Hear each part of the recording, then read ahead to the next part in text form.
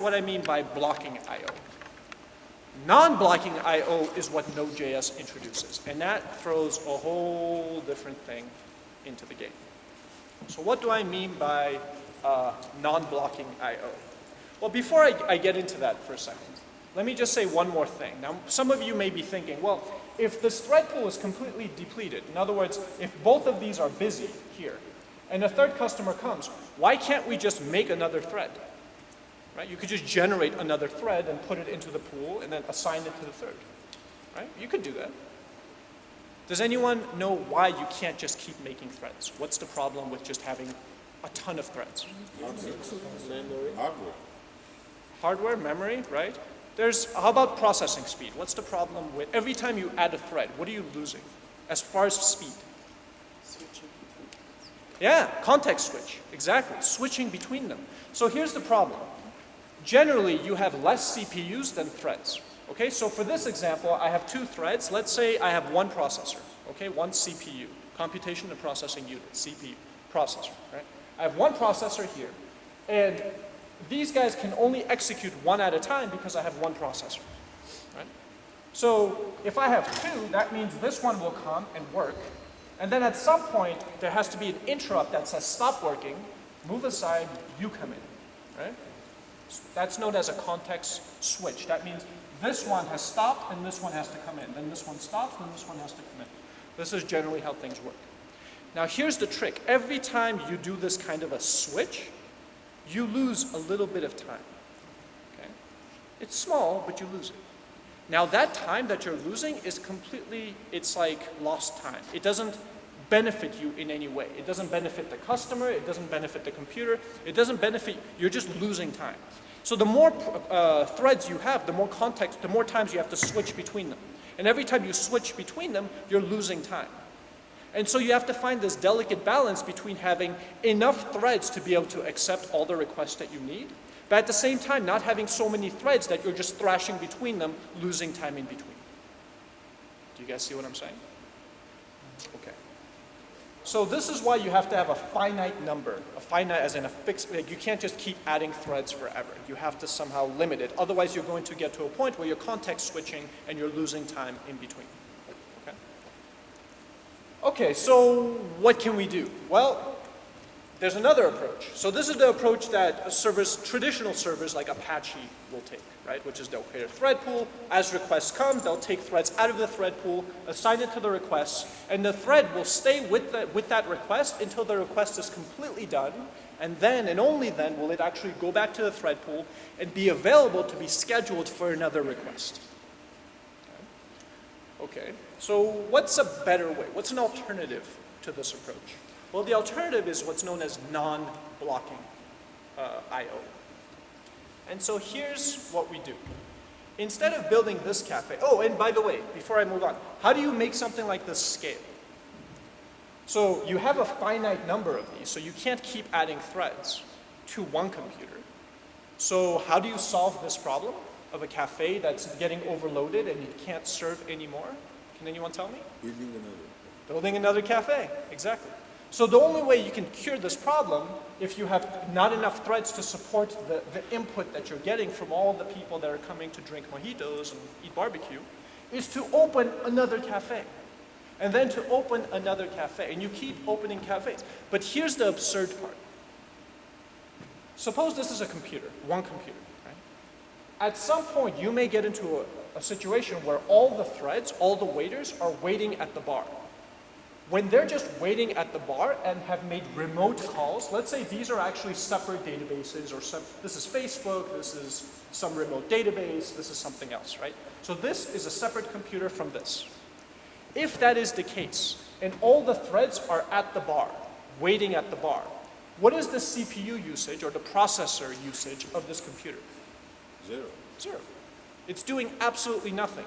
And yet, it's completely maxed out and you can't use it anymore. Okay, let me repeat this one more time.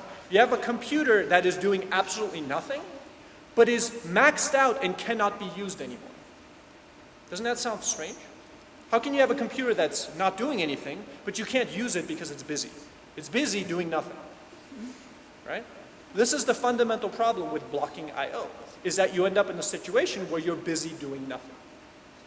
So how do you cure this problem? How do you cure this ailment? Okay, so here's what Node does.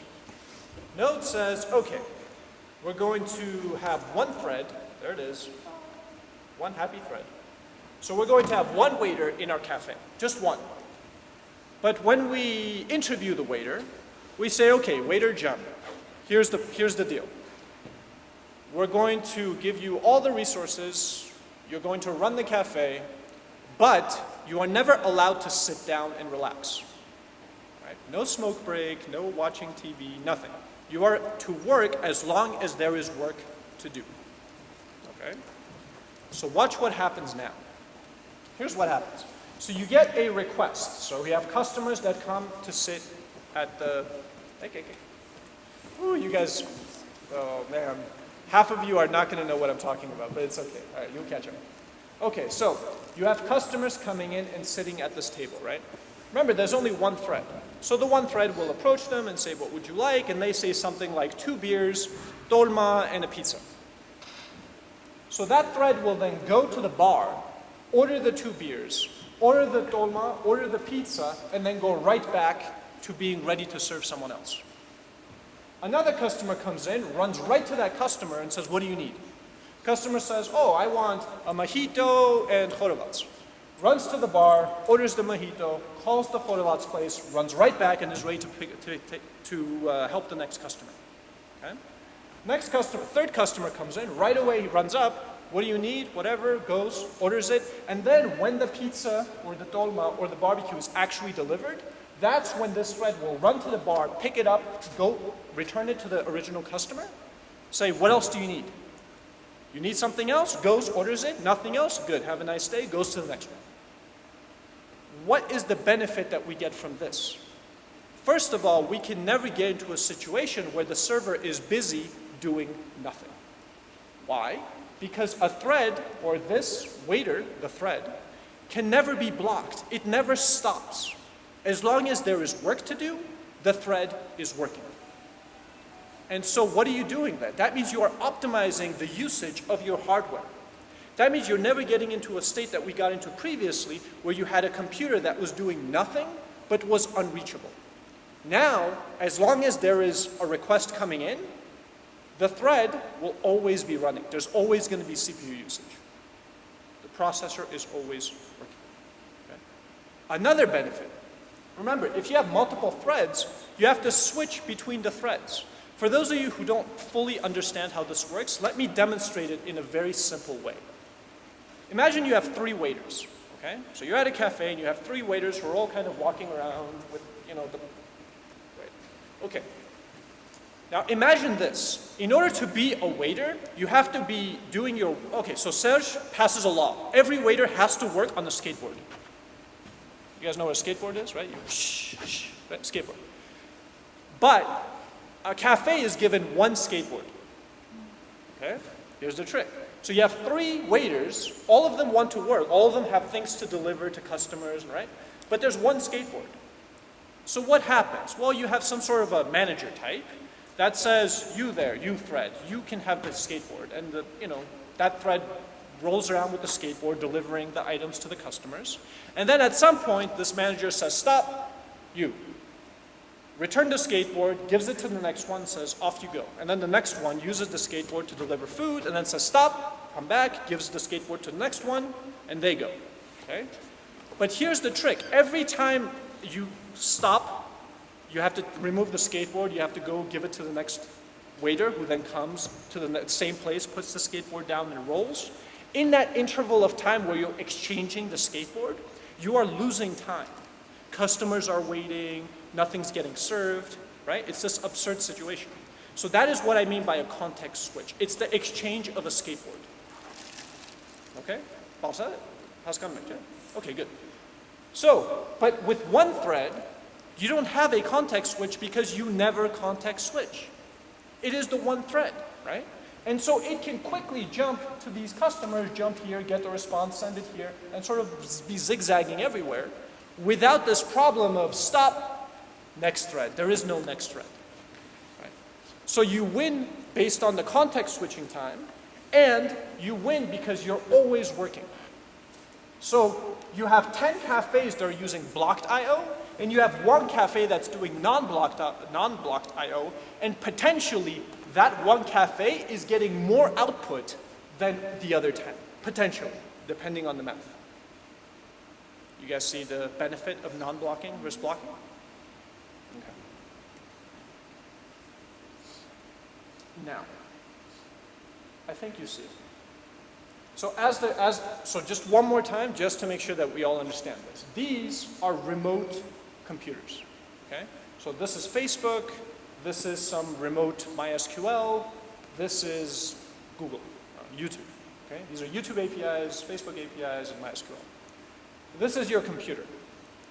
This is the thread pool that contains the threads for that process, okay? This process being your server, which can be, for example, Apache.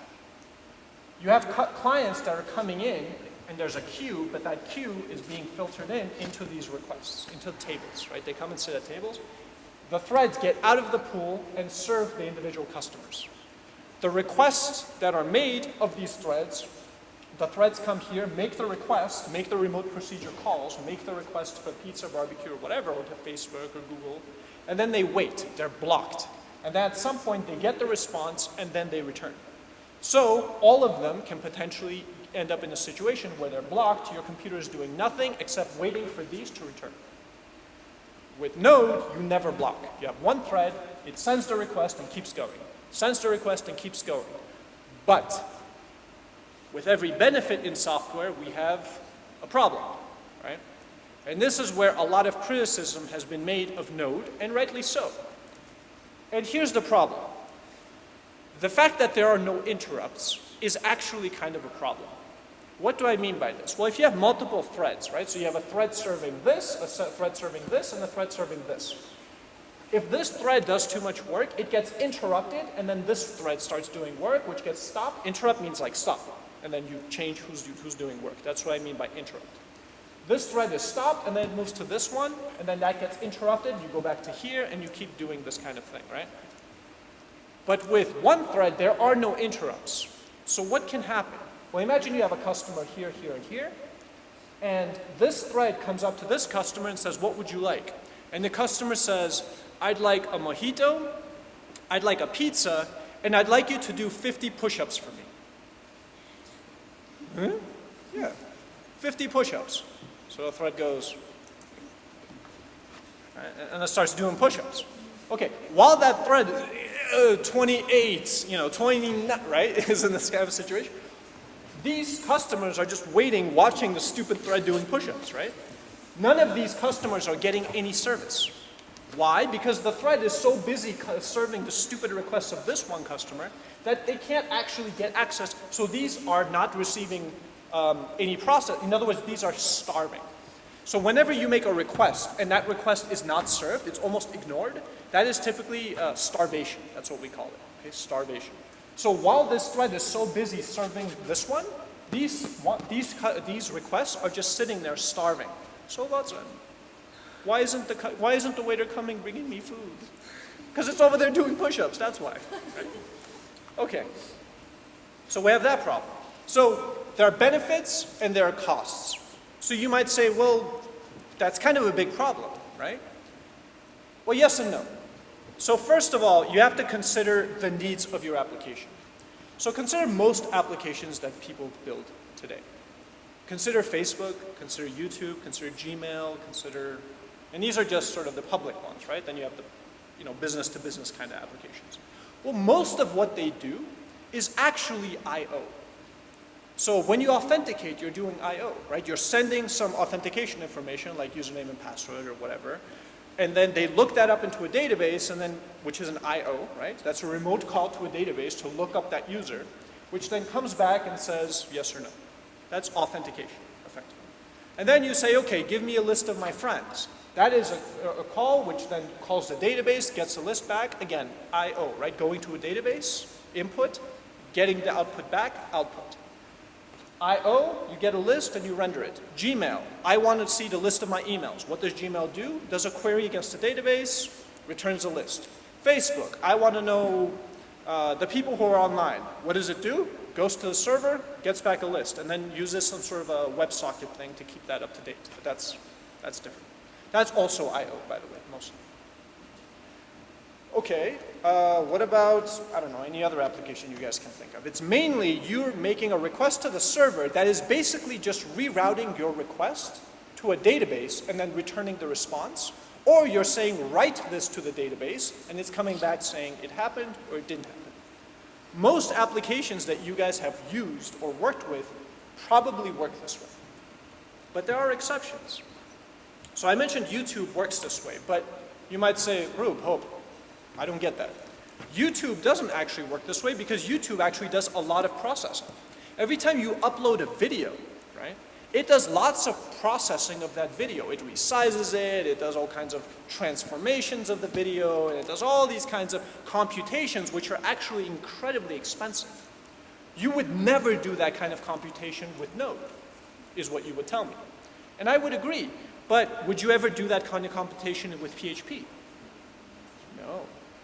Right? PHP isn't that fast either. If you're doing some kind of computation that is really highly critical, that requires lots of compute, you would do that in a language that fits that kind of process. In other words, for that kind of batch application, you might want to implement it in maybe C++. Okay, let me give you another example. A database. What is a database? It's just a piece of software, right? It's a program, that's it. Someone sat down, wrote my database, and wrote a program, right? And what it does is it accepts queries, and based on those queries, it maybe stores data, or updates data, or returns data, or finds data. It's basically a mechanism to store data and retrieve data, right? That's what a database is. Now, if I asked you guys to write a web application, would you, let's say you chose to do it in Java, or PHP. Okay, Java, let's say Java. You would write, your authentication in Java and all these different things, but then would you write your database in Java? The actual database. Not calling the database, but the actual code that does the lookup, that does the query optimization, that does all the crazy things that a database does. Would you do it in Java, or PHP, or ASP, or C#, or any of these things? I hope your answer is no. You could do it, but it wouldn't be optimal, right? You could do it, but the better thing to do is to create a separate application, call it a database, write it with an optimal language, ideally C or C++, something that compiles into binary and doesn't get interpreted and is very fast and blah, blah, blah, right? And then you make that as a service that you call into from your application, right? Most of you who have used databases do exactly this. You don't write your database. You use a database as a service that you call into from your application. So when people criticize Node for the fact that it can't do a lot of processing because of this blocking problem, my answer is exactly this. If you're doing a lot of processing on the server, you shouldn't be doing it with Node. But then you shouldn't be doing it with PHP. But then you shouldn't be doing it with Java. But then you shouldn't be doing, you get the idea. If you're doing highly intensive processing, do it in another language, create a service around it, and then call into that from your application. Your application and the complexity of processing should be kept separate. This actually reminds me of another problem, which is you want to keep your applications as simple as possible. So you want to make layers of abstraction. You want to separate pieces of your application. This is a great way to do it. Imagine the complexity that lies underneath a database, right? So what does a database do? Well, it has a language parser, which we studied, right? We studied language parsers. Specifically, it maybe parses SQL, or if it's a NoSQL database, maybe it parses something else, like JSON or something. So it has a language parser. It has a query optimizer, the thing that will look at how you wrote your query, and then change it to make it super optimal, right? So that to return the data in as little amount of time. And then it will actually go through to find it, but it has indexes to make it faster, and it has all this complexity. There's a lot that lies within this one box, within the database. But you, when you use a database, never see that complexity. It's always abstracted away from you. To you, it's just a service that you can call with a query and then get stuff back. This is what I mean. Whenever you're doing computationally intensive stuff, separate it out into a box as a service, and then use your application, which should be very simple and stupid.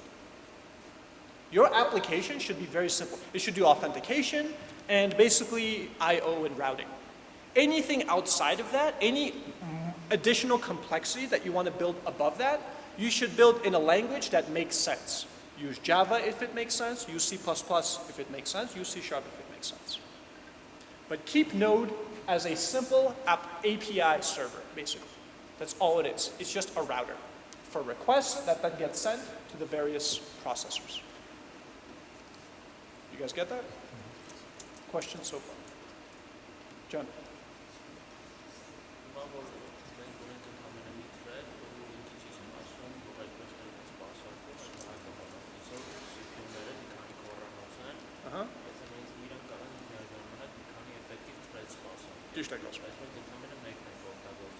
Ճիշտ եք ասում։ Okay, այդ ժամանակ Awesome.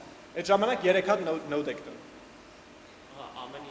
Ամեն instance-ի համար մի հատ node։ 3 հատ node-ի process են ունենում, Հասկացա։ Հենց այդպես։ Okay.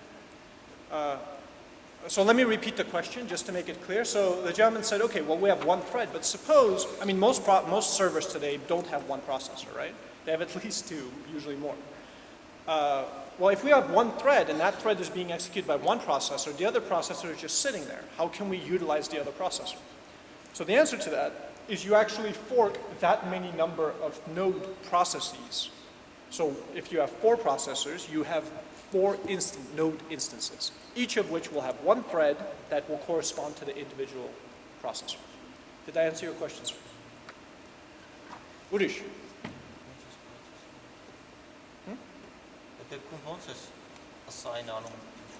Դու չես։ Դե բանը operating system-ները okay, so the question is, okay, well in that case, how do you assign the thread to a processor? Fair enough. Operating systems aren't stupid.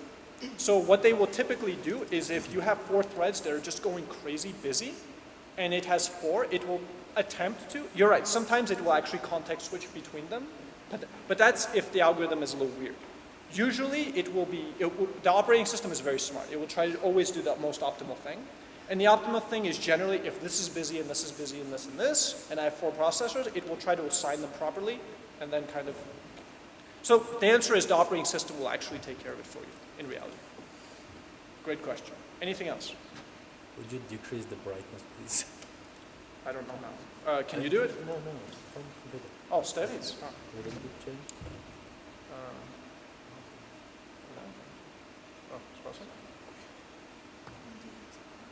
Nope, sorry.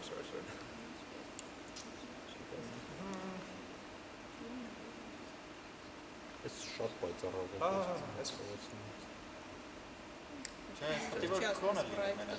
Հա, էլի իմն է։ Լավ։ Ոչ, լավ, սրան չգիտեմ։ Պատի որտեղ է։ Չգիտեմ։ Չէ, լավ։ Միգուցե մի քիչ հետ գնա, կարող է։ Focus. Չգիտեմ։ Չէ, լավ, ոչ։ Երևում է, բայց ասում են շատ վառ է, կարող է մի քիչ։ Լավ, ոչ, ժամանակը։ Сейчас. Բարտացնում է։ Չէ, brightness չկա։ Չէ, չկա brightness։ Իսա կզանգենք Էդիկին։ Էզիկը։ Օ, կարող ենք միգուցե լույսերը մի քիչ միացնենք սենյակի։ Տես քեզ էլ կտեսնենք։ Բայց կան լույսեր։ Չկային լույսեր։ Օ, չգիտեմ։ Ուր է այդ մեխանիզմը։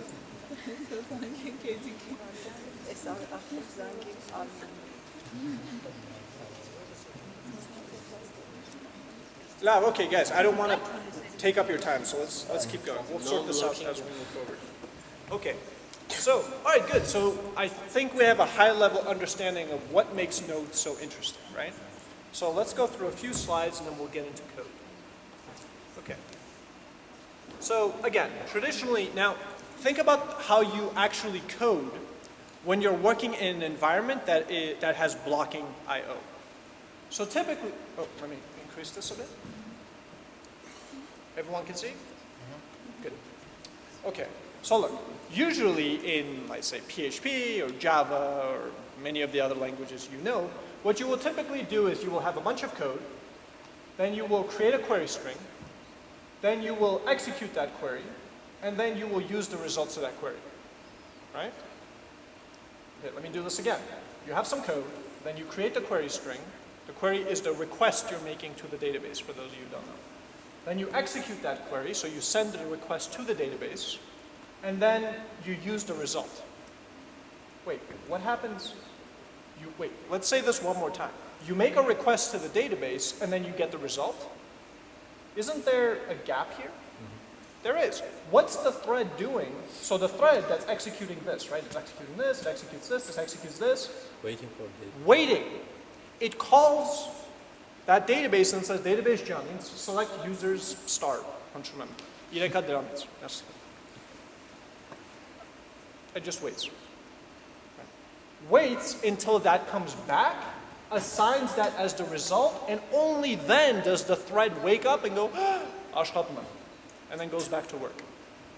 So the programming model that you guys are typically used to is actually a blocking model, right? Because from here to here, you're blocked. This thread is blocked.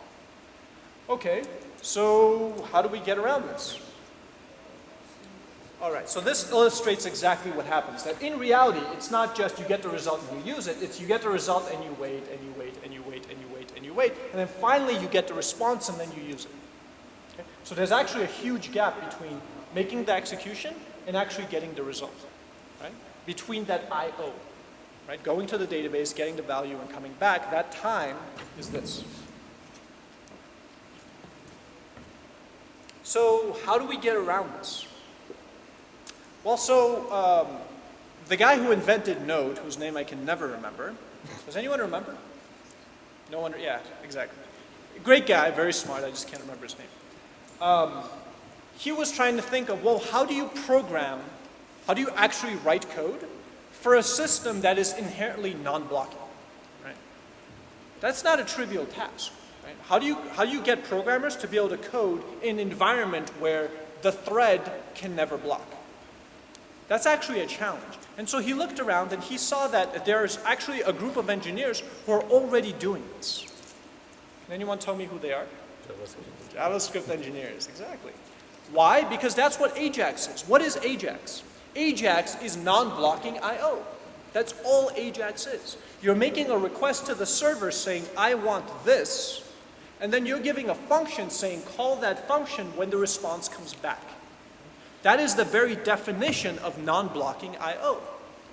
Again, and why were we doing this? Because browsers had one thread, and if we didn't do this, we would be waiting for the response to come back, while the entire browser would be frozen waiting for that response, which would be very bad.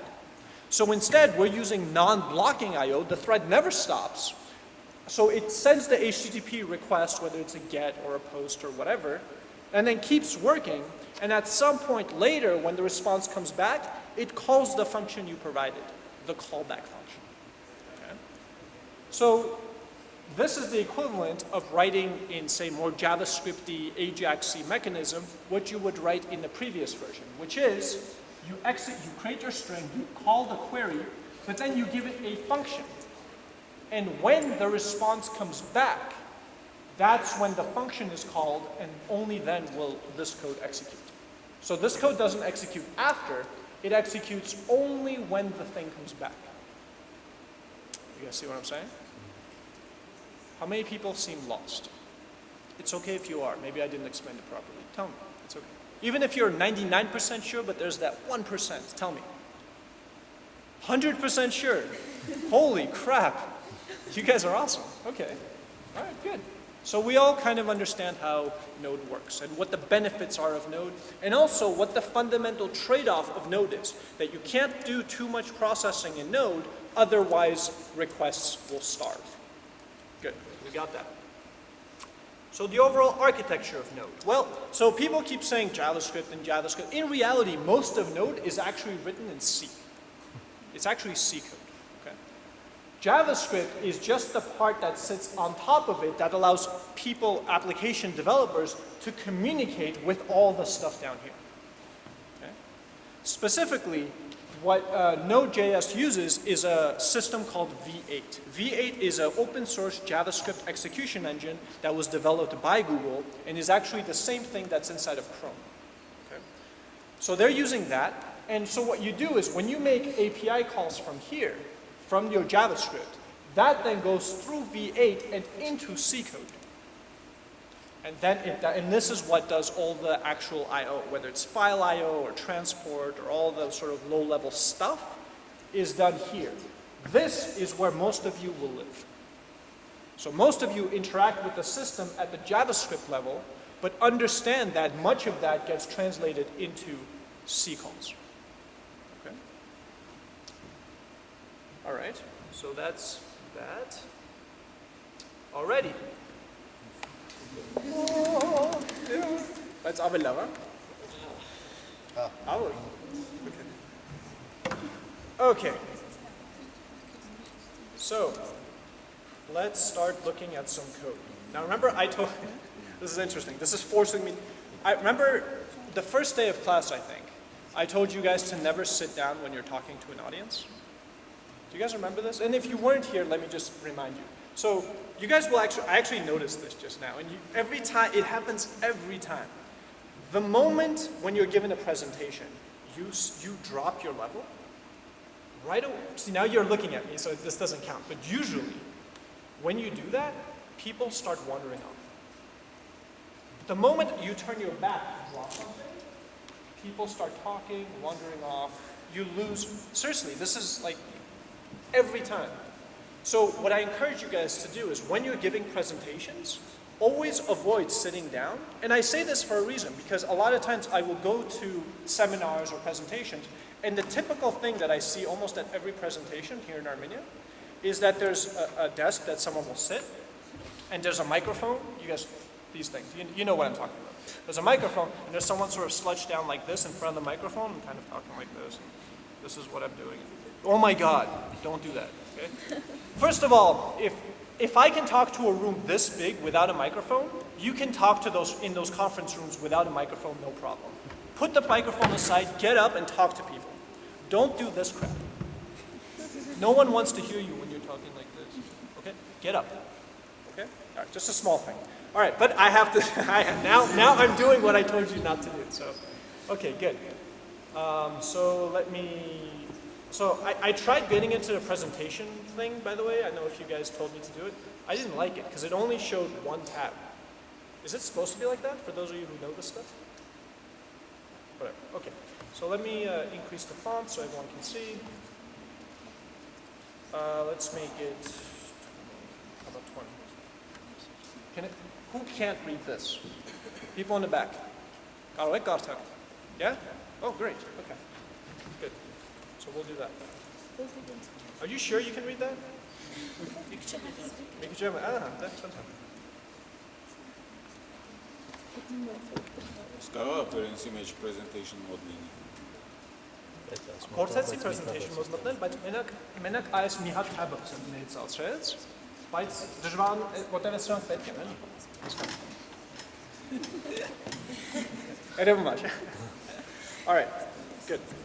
Eta inch պետք է այս։ Այս տեսնում եք, ինչ որ ստեղ տպեմ կտասնեք։ By the way, sorry for the long trimetsy. This should have been shorter so you could, whatever. Okay, so once you install Node, you can type in your command line, Node. Okay, we're in Node, all right?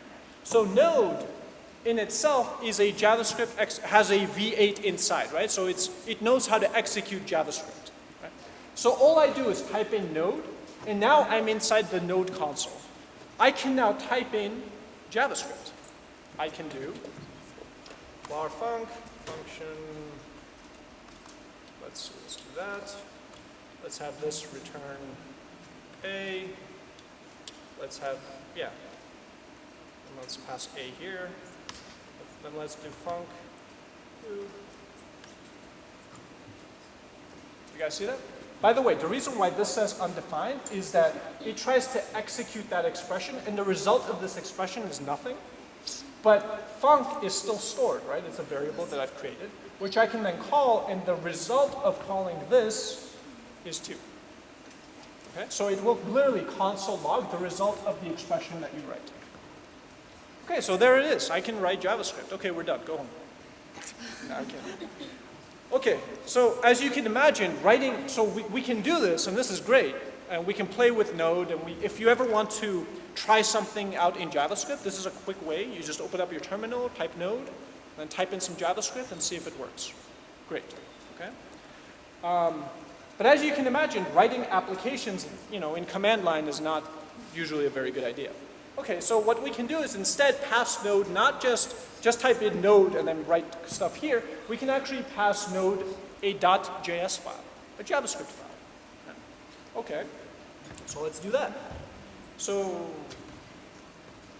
Okay, so here I have a very simple JavaScript file which just does this. In fact, just so you guys know that this will work, if I go Node and I just type this in here, see it says hello world, right? Okay. Okay. Okay, so now what I can do is pass Node this JavaScript file, which inside has console log hello world, and what you will see is the same exact output. So node 1.js hello world. Okay? Okay, so far very simple. We can run Node in command line. We can also give Node a JavaScript file, and it will run it. Easy. Good. Let's keep going. Right? Just a second. Moment. Okay. Right. So the second thing you can do, so as you can imagine, okay, so I said you can give Node a JavaScript file. But typically if you build applications, you're not going to have one file, you're going to have many files, right? So what you want to do typically is to break up your code into separate files and then sort of import them into your main application. And the facility that Node uses to do this is this require function. So what does require do? Require tries to find the file that's in this path and load it. In other words, whatever the file in this path returns, you'll see what I'm saying, it will return here. So now let's see where this is and how it looks. Well so dot means the current directory, right? So relative to the current directory, which is where we are, we're going to go to my modules, which is this directory here. And inside of that, I have my module 1. You see that? This. Okay, so let's open up module 1 and see what it does. So here's what happens. When in Node, every file is given this sort of global, it's global to the file, exports object. Exports. Anything that you attach to exports is what will eventually be returned. You can also assign exports to a value, and that is the value that will be returned. So, quite simply, whatever exports is what the file is going to return. I'll say this one more time. Whatever exports is what this file is going to return. So in this case, exports is an object that has an attribute hello that references a function that prints hello world, right?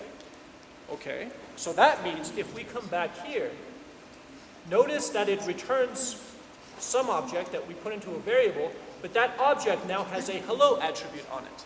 Why? Because this module 1 is the exports object that we got from that other module, which we attached hello to.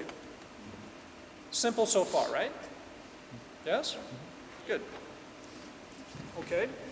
So that's how you can load modules, and just to see that it can run, node 2, hello world. Good. Let's keep going. Now, in addition to creating your own custom modules the way I just did, so that was an example of me just making my own module, right? So I made my own file, I gave it whatever name I wanted, I put it in whatever directory I wanted, and I just referenced it by path. No problem. You can also use modules that come with Node as part of its core library. In this example, I'm going to show you how to use path and fs. Fs stands for file system. So fs is what allows you to read from the file system, to write to the file system, that kind of stuff. And then path is what allows you to manipulate paths, right? So like directory paths and that kind of thing. Okay, so what are we doing here? So what we'll do, so __ name. It's a very ugly name, I know, but it's used everywhere.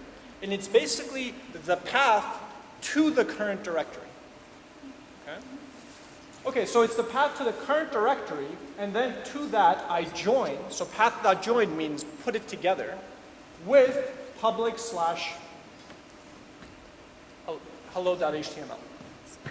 Okay? So the current path, the path to this directory, plus public slash hello.html. Okay? So where is this? Well, that is, here's public, and here's hello.html. Okay? Okay, fair enough. So now I have this file path, and now what do I do? Well, I'm going to print path info. I'm going to do path.dirname. So path has all these functions that allow you to get the directory name, the local name, or the base name. You'll see what I mean. So you have this one big string, which is the path. But let's say you just want the directory path, but not the actual file name. Whatever. It has all these functions that allow you to get access to the various pieces of that file, of that path. I mean. What you can also do, FS, remember, stands for file system, right? So we can do fs.exists. What am I doing there? Checking if the file in this path exists. Exactly. And then, again, notice how I'm coding it. I'm not saying fs exists and then the next line something else. I'm giving it a callback function. Why? Everything we're doing is asynchronous. There is no blocking I/O. So what we're doing is we're making an I/O to disk, right? A request to disk, and we're continuing to process. And once the disk returns the result, only then do we get the call with a boolean that tells us if it exists or not. If it does exist, if it doesn't exist, we're going to return like console log error. If it does exist, we're going to fs read file, which, as you can imagine, will read the file. You give it the file path. You give it sort of the character set that you want to convert it into, because they can be binary and stuff like that. And then you give it the function. And the function, typically in JavaScript, the pattern for callbacks is this, typically. Not here, but usually. The first argument is error, and then the rest of the arguments. Okay? Why? Because it always reminds you to first check if there's an error in the response. So if error, then do this. So if error is truthy, in other words, it actually exists, if it's a truthy value, we're going to console error, but we're going to return to make sure that it doesn't keep going. Okay. If not, we're going to just print the data that we read from that file. Okay? So all this code is doing is reading the file that is in this path, and then printing that file in the console. So let's see how it looks. So this is node 3. So we're going to do node 3, 3. Okay. So the path is, so the dir name is all that, right? That's the directory name. The base name or the file name or the local name is hello.html. We were able to extract these two things by doing path. Dir name and base name. Yeah, dir name and base name, right? And then we read the file that was in that path, and we printed it, and here it is. Here's the file I read. And I just printed it to the console. Now in reality, in addition to reading it and printing it to the console, you can read it and send it to the client as a response. Same idea. But once you understand that you have this file system mechanism with which you can read data and write data, lots of doors open up, right? Okay, fair enough. Okay, now let's create a server. Let's actually create an HTTP server. Ready? Okay, we're done. This is it. This is a server. So for those of you who are kind of new to programming, or that's it. Okay, so what is a server? Well, all a server is a software system that is paying attention to responses or requests coming at a particular port on the computer. That's it. And when the request comes in at that port, it accepts it and can send a response. Read the header information and so on and know where to send and sends a response. That's it. Okay, so what are we doing here? Well, we're using require, which remember loads a module, and we're loading, in this case, the HTTP module. Again, HTTP is one of those modules, just like path and FS, that comes with Node. You don't have to download it separately or anything. Okay, so you load that, you put it into a variable, and then that has a create server call. and that creates a server. Easy enough. And when you create the server, so create the server will return you a server object which has a listen function on it. Listen is what you call with a port number to tell the server which port to listen to. Quick reminder about this. I know most of you know this, but just for the few of you who do not. A computer has an address, an IP address, right? But the problem is you can have lots of processes or lots of programs running on the same computer. So as you're getting responses, how do you know that this request needs to go to this process, whereas that request needs to go to that process? What you do is you have ports that you set up, and the requests don't just come to the address, but they come to the particular port of the address, and you have the appropriate process waiting to accept it at that port. Right? That's all that is. So in this case, the port I'm going to be listening to is 3001, and I'm giving create server a callback function. What does the callback function take? It takes a request and a response. This is what is being sent to you. This is what you will send back. Okay? So in this case, to the response, I'm writing some header information. Okay? So I'm specifying that the content that I'm sending back is going to be text. And then I'm sending the string, hello world. Okay? Okay, so let's run this. So let's go to node, this was 4, I think. Okay, notice what's happening. It didn't, the program didn't end. You see that? All the other programs that I ran, they did console log and done. This one kind of stayed, because there's an event loop running. It's waiting for requests to come in, and it's not finishing. So we're here. It hasn't ended. Okay, so now let's make a request. So let's open up a browser. How about this one? And let's do localhost, which is the address of my computer for me. And then the port number 3001, which is the port number that the server is listening to, right? I hit enter, and I get hello world. Okay, so far so good. We made a server, it takes stuff and it sends it back. We know how to read files, that's great too. We have this understanding of modules so that we can break up our code into different pieces. We know that Node gives us existing modules like path, FS, and HTTP that we can reuse. So far, nothing complicated. So now, but the thing is, in order for me to actually build a viable application, it needs to support something like this, right? So I need to be able to specify some arguments or some path here and maybe get something different. But notice, no matter what I type in here, I'm always just going to get hello world. No matter what I type, no matter what a full path I type or arguments I type or anything, I'm always just going to get hello world. Why? Well, look at the code.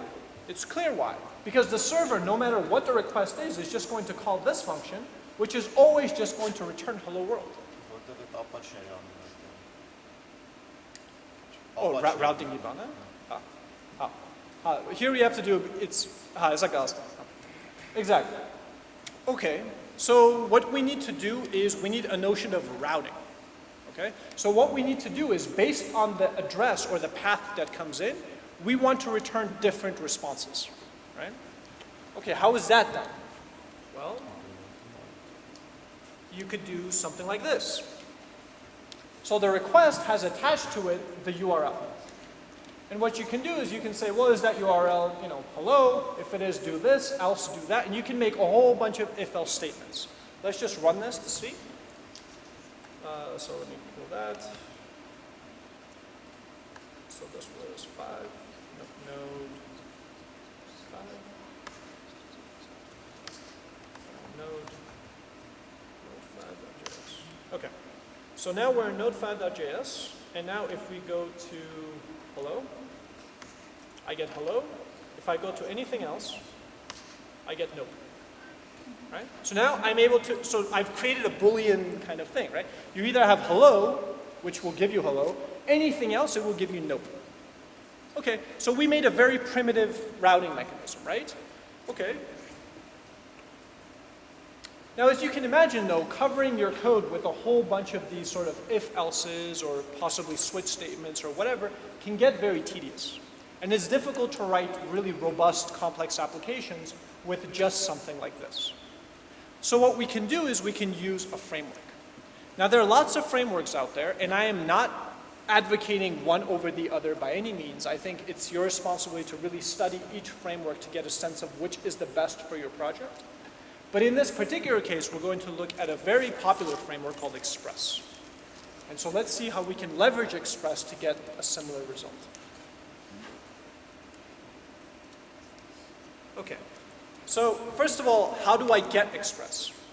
So one thing that I haven't mentioned yet is that Node, when you download Node, comes with another software package called NPM, Node Package Manager, okay, NPM. And what NPM allows you to do, it allows you to download libraries that you need, or frameworks that you need. And you do it very simply. You just type in NPM, and then the name of the package, and it will just download it. And not only will it download it, and here's the really cool part, it will download it and all of its dependencies, right? So what you would do typically is you could go here, let me get rid of this, you do something like NPM, and then Express, and then you hit enter. I don't want to do it because the network here is terrible. Install. Right. So oh right, sorry, NPM install, I'm sorry, yes. NPM install Express. Now typically what you will also want to do, and here's a piece of nuance, is you want to follow that with --save. What does that do? Well, what that does is it will, if it doesn't already exist, I think create a package.json like that.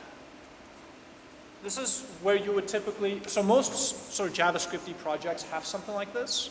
I'll show you how you can use the Express generator to generate a project that will already have something like this for you. But for now, let me just explain what this is. So this is JSON. It's just a JSON file, nothing else, which just has some metadata about your project, what, the name of the project, the description, etc. The important part, though, is this, dependencies. You see this? So dependencies are what will list all the packages or all the modules that your project needs in order to run. And here's the cool part. If you do --save, it will automatically add that dependency to this list. Why is this important? Well, suppose you want to now deploy your project, or you want to check it into Git. What you will typically do is you will do git ignore. How many people here don't know Git? All of you know Git, really? Every single one of you. Git. God, finally an honest person. It's okay, yeah, if you don't know, just tell me, don't worry. So Git is a repository, it's a code repository. At the very first meetup that we did, I encouraged all of you guys to make a GitHub account. So GitHub is a website that sort of productized Git, okay? But all Git is a code repository. It's a place for you to put code. That's it. Okay, fine. So what you can do is when you upload to Git or you push to Git, you can specify a file called git ignore.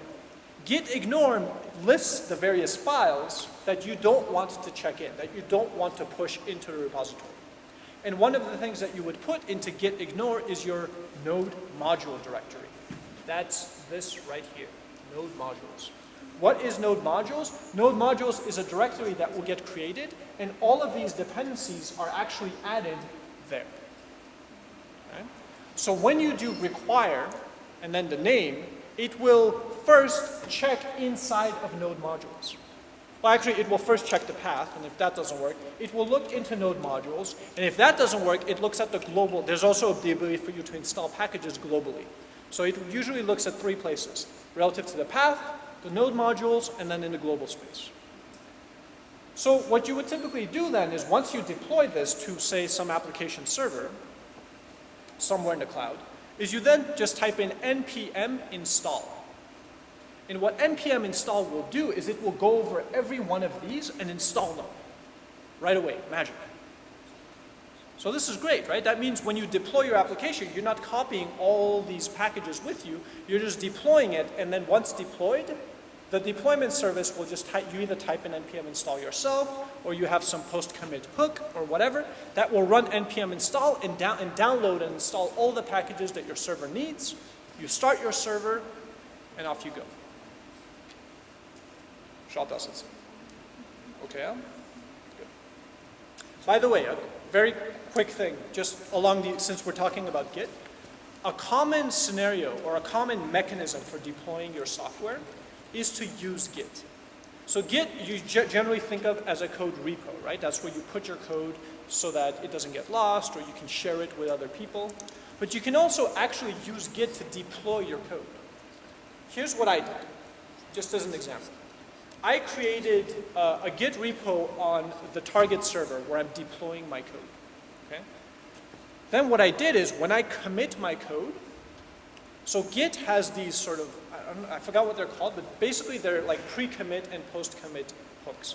They're scripts that will run when you push to Git, okay? So you can specify a script to run when code is checked in. So in that code, you can write like a bash or whatever script that will, when code is checked in, go execute some build process that will npm install things and do whatever, stop the server, and then restart the server. And what do you have then?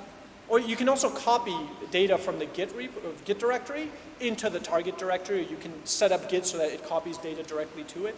And so what you end up with is you simply type in git push, it takes your data, sends it to a server, the script runs on the server automatically, and deploys your code, and suddenly you hit refresh on your browser and you have the latest code that you just wrote, deployed in production.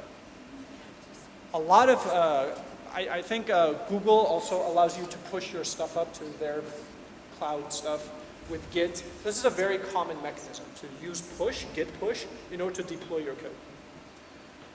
Okay, we're done with that, sorry. Back to this.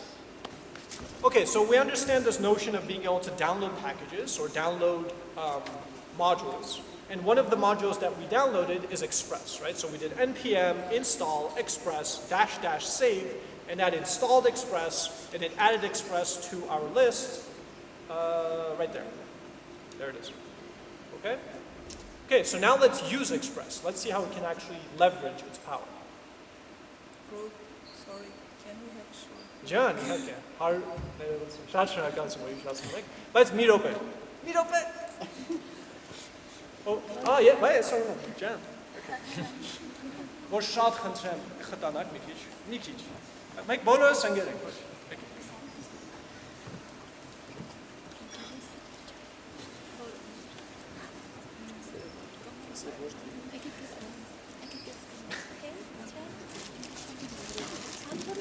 So fast. Ընկերեմ այս, Բարև չկա, չէ, որ դուք կաք ասկոտ։ Կա? Վայ ջան, եկեք, գիտեմ, անհարմարաբանավեց։ Չեմ էշա, լավ, okay, Okay. Լավ, չեմ շարում, it's okay։ Ես էլ երելսում, ես մի կան ինչ ասում։ Բայց մի մասը չեք արել, լավ։ Այսօր որորն է։ 10։ Ավաղ ինչ եք արել։ Լավ, okay, 10։ Էդու երկուսով կանենք։ Okay, երկուսով, լավ, պարաս, 1, 2, 3, 10։ Լավ, դեսում ա։ Okay, շատ շնորհակալություն։ Մի 10 րոպեից հետ եկեք սպանենք։ Մեծ հարստան կամ էլ էդ չի մի կան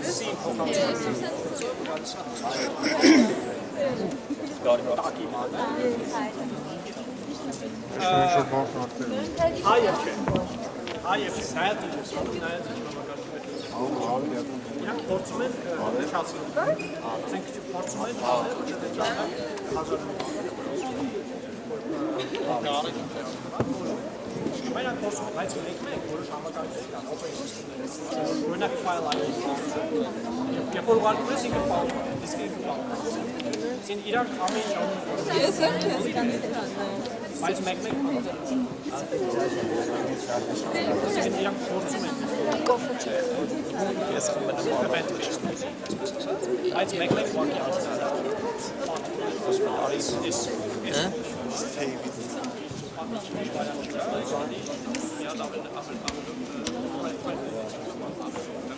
Բայց միջև այդ սավաց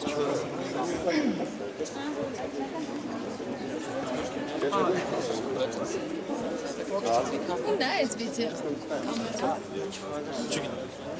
Այդ վերջի երկրը ոնց էր չենք։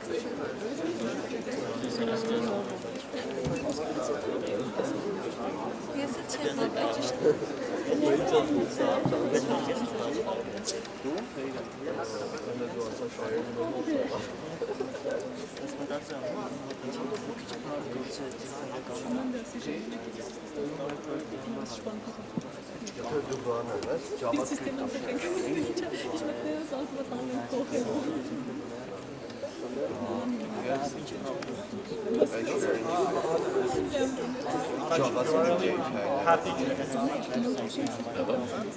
Հələ չեք։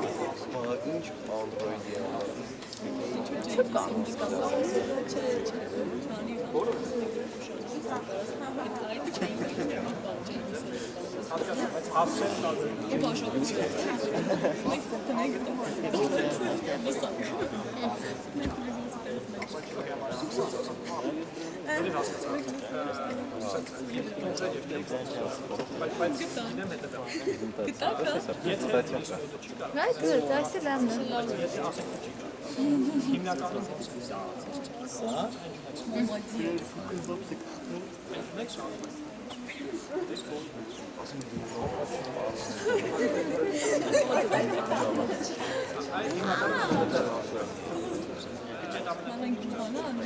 When you next Let's get this in the car, no?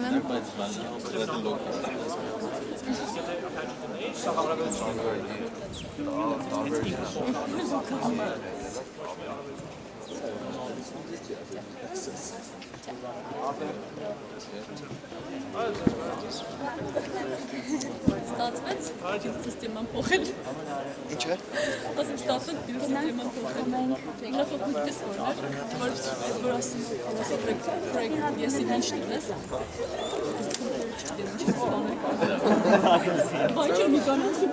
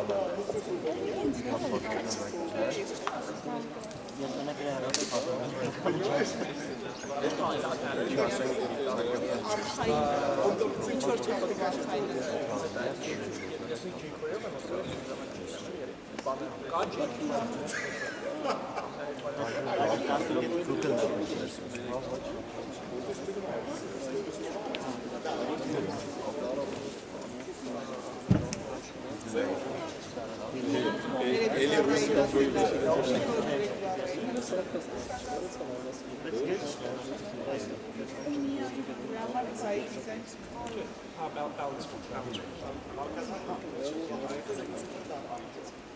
Միատ դիմասը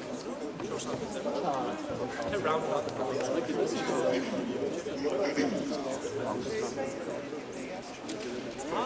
Բանը դե համ Node-ը ինքը տարբեր դեպքեր ունի, որ իրանք տակից բայց Node-ը որը որ route-ը ուրիշ այդ մի վարիանտ։ Երկրորդ վարիանտը հիմնականում ինքն է հետո մի տարբերակել կա, որ եթե շատ անում են, ասենք մի քանի հատ համակարգ են, ասենք 4 հատ CPU-ներ, այսինքն 4 հատ, ամեն CPU-ն մի հատ նոր, հա, 4 հատ է, 4 հատ է, 4 հատ է։ Այդ ժամանակ Nginx-ը ստեղ է, բայց ամեն մեկը իր փոխում, չէ, ամեն մեկը իր հասցնը փոխում։ Այստեղից է ռաուտ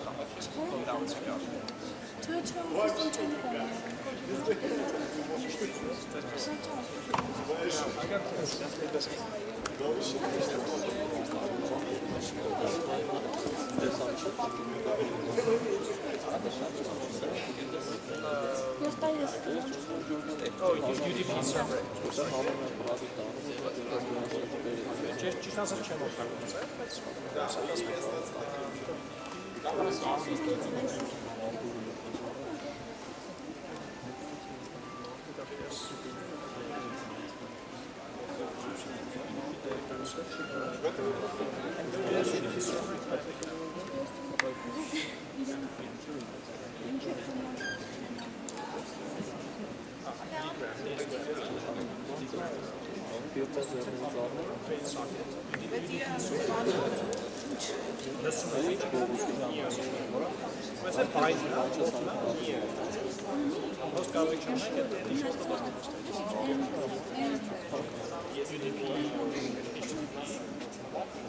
Ես ենթադրում եմ, որ HTTP-ին բան է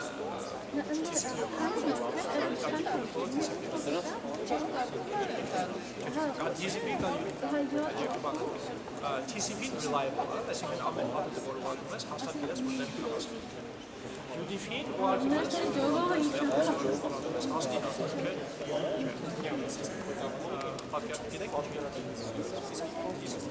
UDP-ին երբ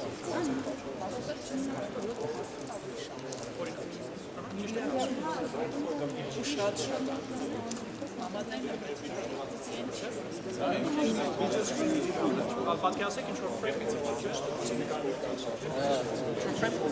check հետ գնա մեկը առաջ կամ audio ցանկացած ինչ-որ stream թե audio իսկ TCP եթե այս մեկը օրում ամեկը հետ դերում եք լցում եք որակ file transfer եթե առաջ ֆայլից իստոպորի ոչինչ ասում մեկը փնեցում կարելի է կարող է ինչ-որ իրականում Skype-ը կարող է ինչ-որ Skype protocol բայց կոնսեպտը եթե կորում է, հետ չեն գալիս մի ձայնը որ կորում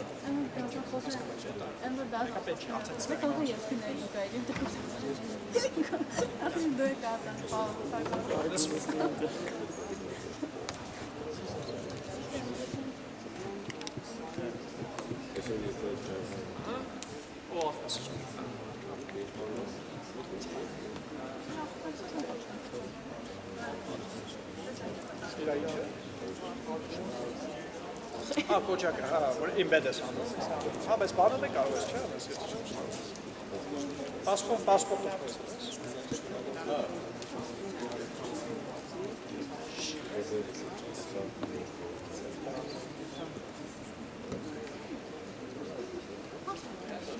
Հետո հետո redirect անում կայքը, բայց հետո Google-ին են տալիս ես կայքը, որ ինքը երբ որ validate անում, որ հա կարելի է, redirect անում կայքը։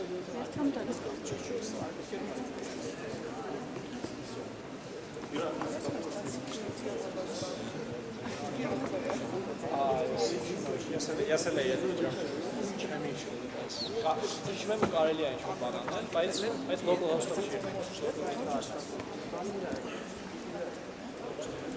Բայց աշխատասում ես local բանի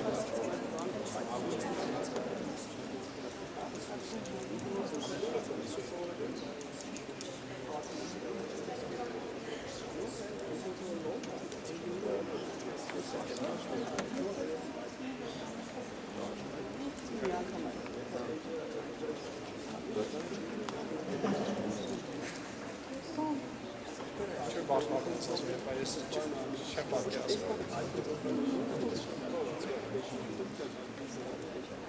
Կարող է unique ID։ Կարող է չէ իրակի եթաժում էր, որ մի հատ արդ էր, որ unique ID են տալիս կամ։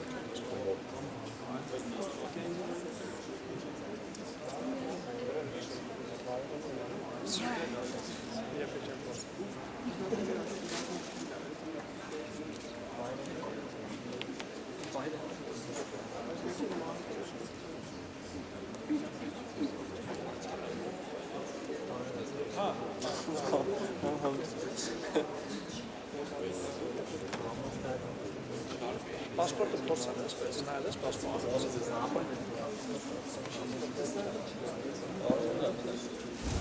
Սա քայլի վրա ես քիչ։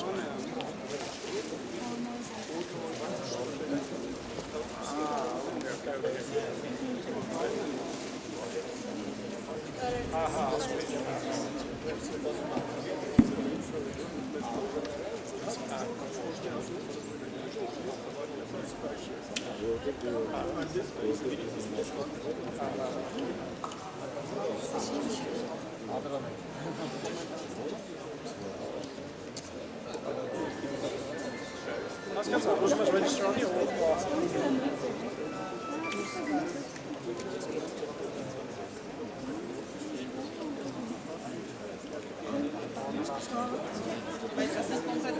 Չէ, դες չէ։ Տանջես մի չէ։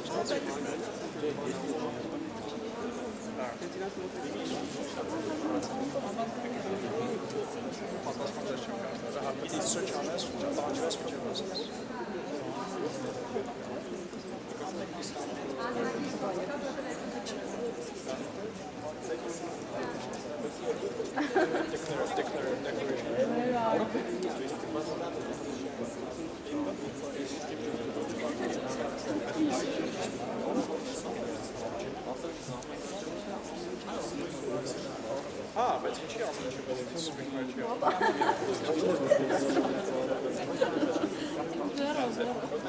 Սկսեմ, բայց հետո փորձեմ ուտել սկալայական։ Դե compilation-ի ժամանակ դուք եք R օգտագործում եք R.js։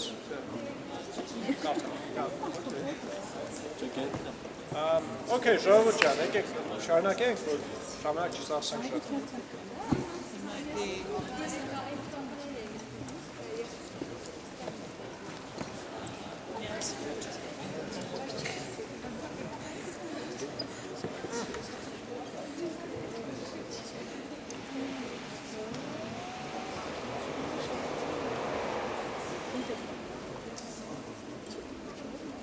All right, everyone get comfortable. Let's start. Okay, so I mentioned that we can use a framework called Express to make routing simpler. So let's look at or get a sense of how Express works, okay? So I thought of a few ways to try to explain to you how Express works. I don't really know what the best is, so let me just give it a shot. Okay, so the first thing you want to do when you're using Express is to require it, which will then return Express. Fine. You then call Express, which returns to you an app, which you can then call a bunch of things on, which we'll discuss in a second. And then at the very end, you can do app listen. We've seen this before. Remember when we called create server? This is a convenience method that's attached to Express itself. You can also pass app as the callback function to create server. Both will work. And what happens here is once the server started, we get a print that says, we're ready. So let's see what happens in between. What's all this other stuff? So first of all, let's skip over this. Don't look at this for a second. And let's look at this. App.get. So if you recall, we were talking about HTTP, and we're talking about how HTTP has various methods. You can do HTTP get, you can do HTTP post, HTTP put, delete. We have all these various methods, right? So the first thing we're going to do is we're going to say, when we get a request that is an HTTP get, where the URL matches this string, call this function. If, on the other hand, we get an HTTP GET where the URL matches this string, call this function. Now, for those of you who were here 2 weeks ago, where have we seen routing before? Backbone, Backbone Angular. and Angular. Very cool. All right. So this is more, I would say, like Backbone, because Backbone, remember, we would give it a pattern and a function.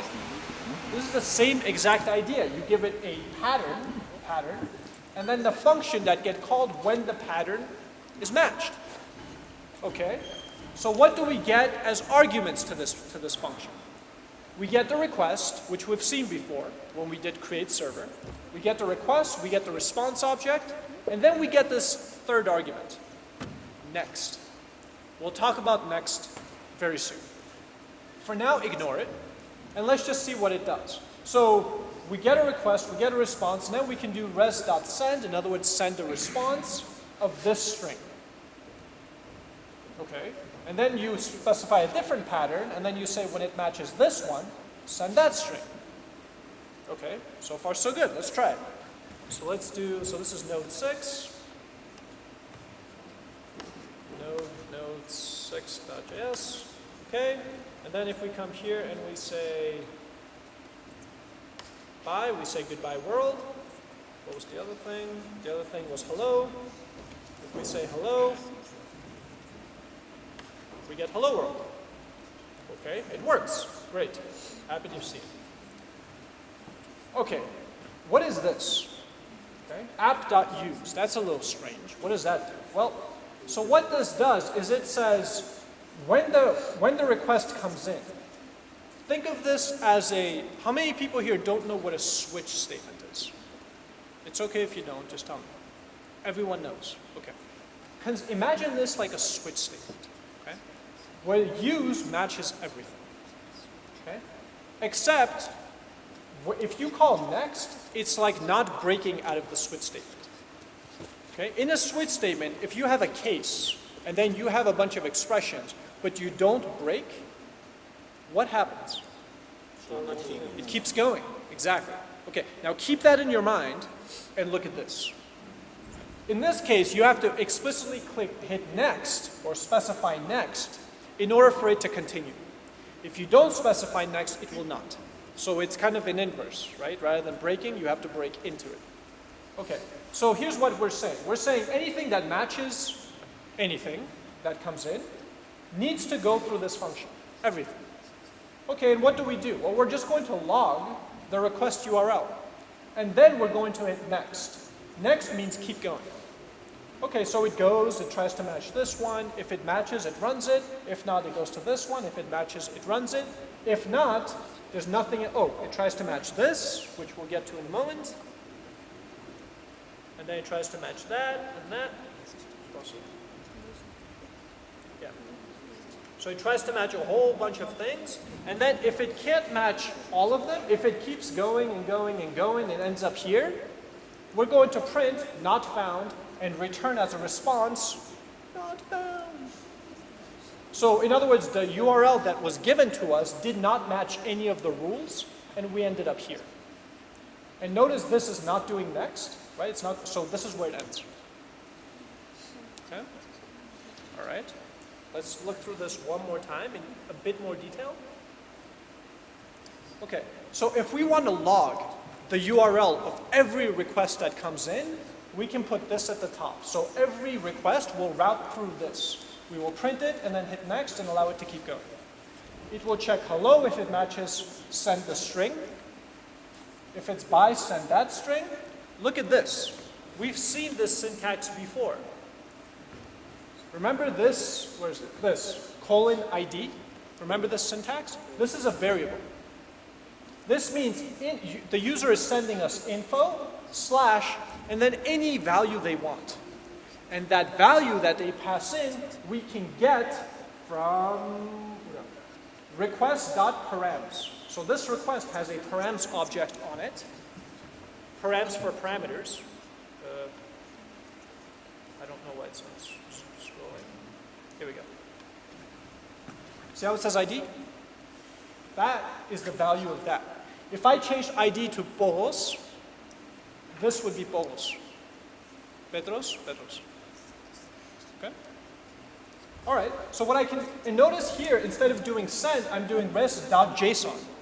That's interesting, haven't seen that before. What do you suppose that does? Huh?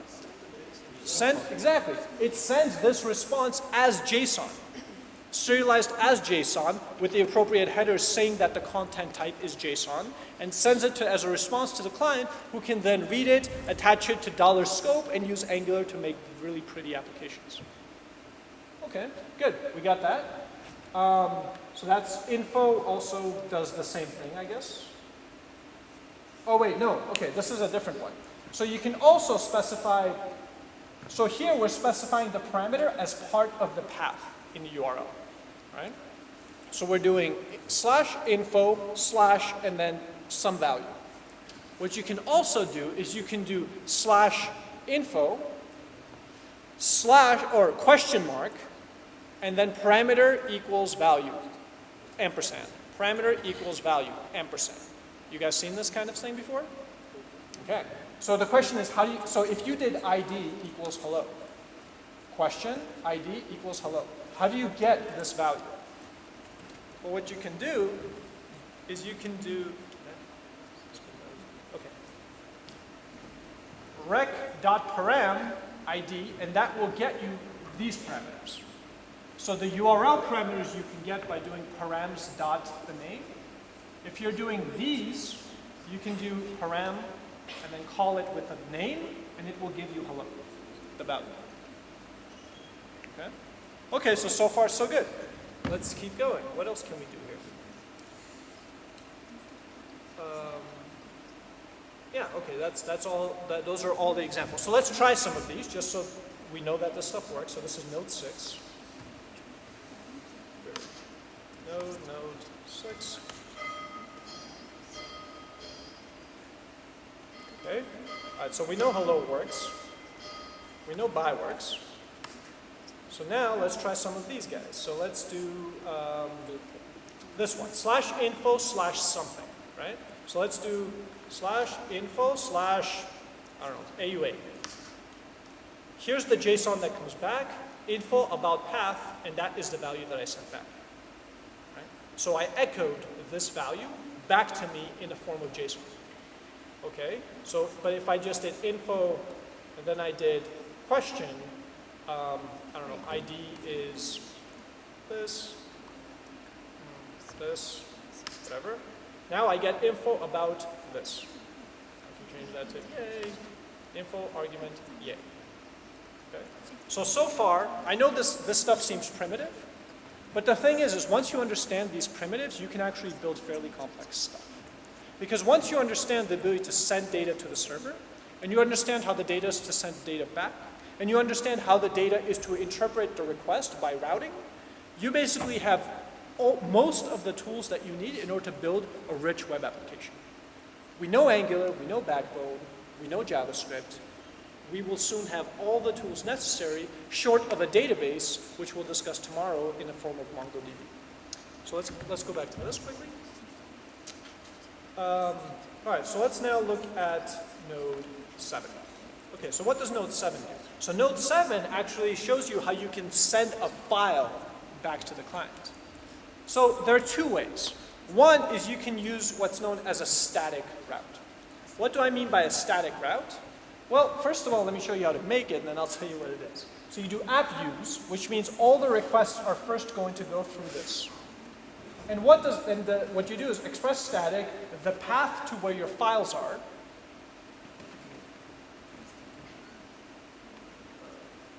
It's not zooming for some stupid reason. Oh, I know why. Okay, there you go. Okay, so remember, path.join means combine these two pieces together in a path. Now, why wouldn't you just hard code a / or a /? Can anyone tell me? Exactly. Different operating systems use different conventions for specifying these delimiters. So use path join and it will take care of this problem for you. They are the ones that will look to see, am I on Linux, or Mac, or Windows, or whatever, and use the appropriate delimiter. Good. Okay, so we do path.join in order to make a path to my public directory, which is just a directory that I have here that has a bunch of static HTML files. Okay, good. And that's it. So now what happens is whenever requests come in, they first go through this route. And what this route will do is it will check to see if that URL matches, as far as the path goes, to a file that exists in my public directory. If it does, it returns the file and it's done. If it doesn't, it calls next. What does next do? Keep going. Keeps going, exactly. So next means we didn't find the file, it's not my request, I have nothing to do with it, keep going. And it will continue down. It will try this, and if this fails, then you get an error back saying we couldn't find it. Okay. So, again, take a look at this. In my public directory, I have these files, right? Now watch this. Oh, by the way, this is me logging all the requests. Remember, I was routing everything through a function that was doing console log request URL. These are all the logs. These are all the requests I made. Nodes.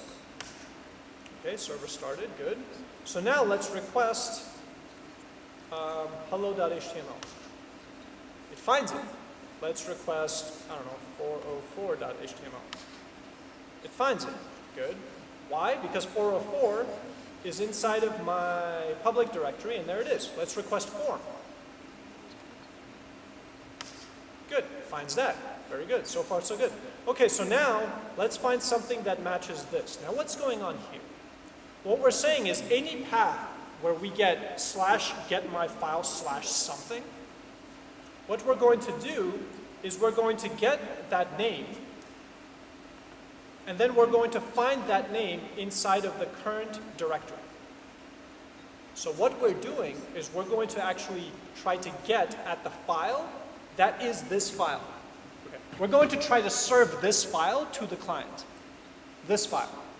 Okay. So this file is running and it's serving itself. Okay, watch how it works. Copy that, come here. There it is. Recognize this file? How did I do that? Let's look again. The path is getMyFile/node7, right? Let's go back here. So we do getMyFile/something. We get the base name. The base name being the last thing in this path, which in this case would be node7.js, right? So now, inside of here, we have node7.js. Then what we do is we create a path, absolute path relative to this directory, concatenated with node7.js. We take that file and we do response.sendFile.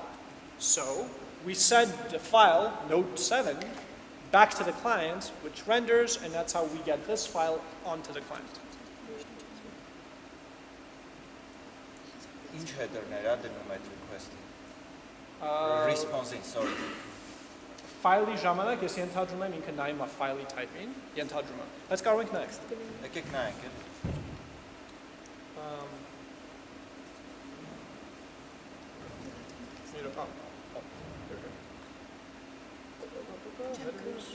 Wait, this is a preview.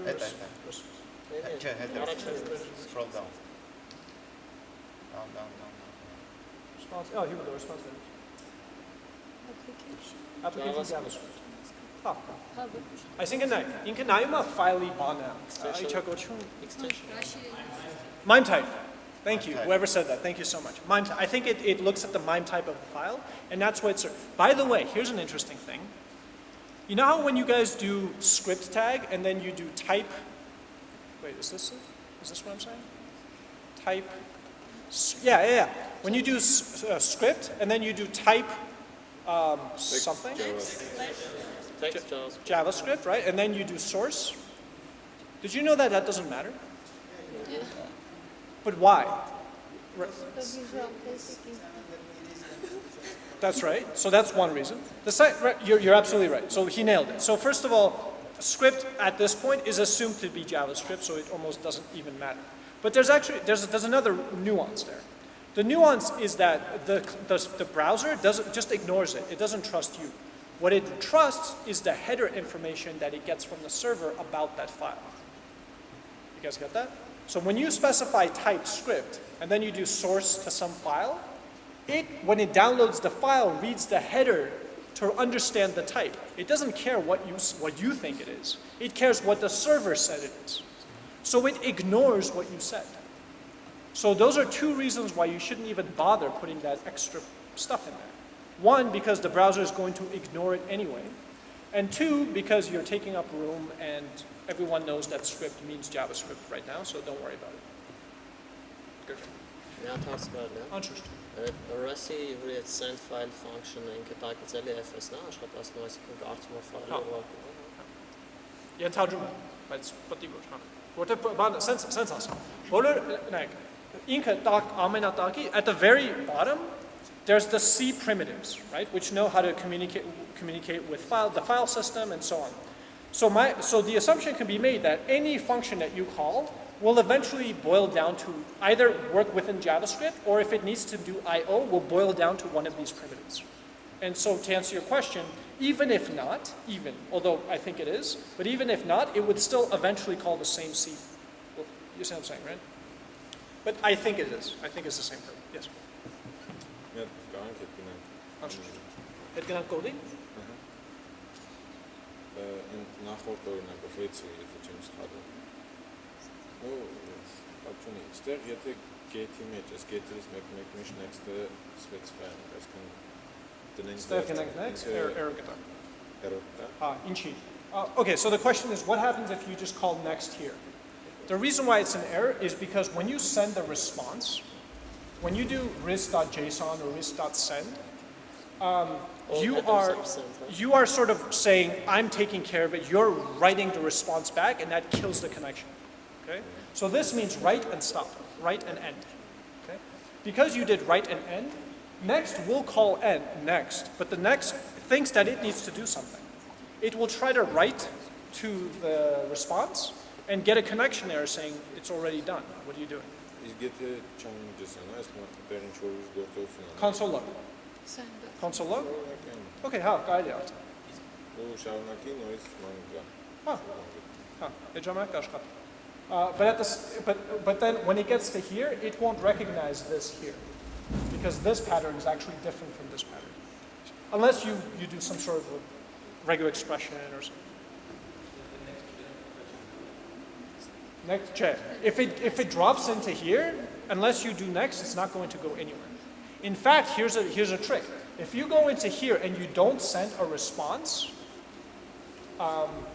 you're basically hanging, and it will eventually time out and throw an error saying there was no response.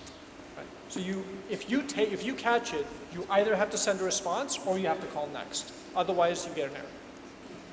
There was a question. Yes, sir.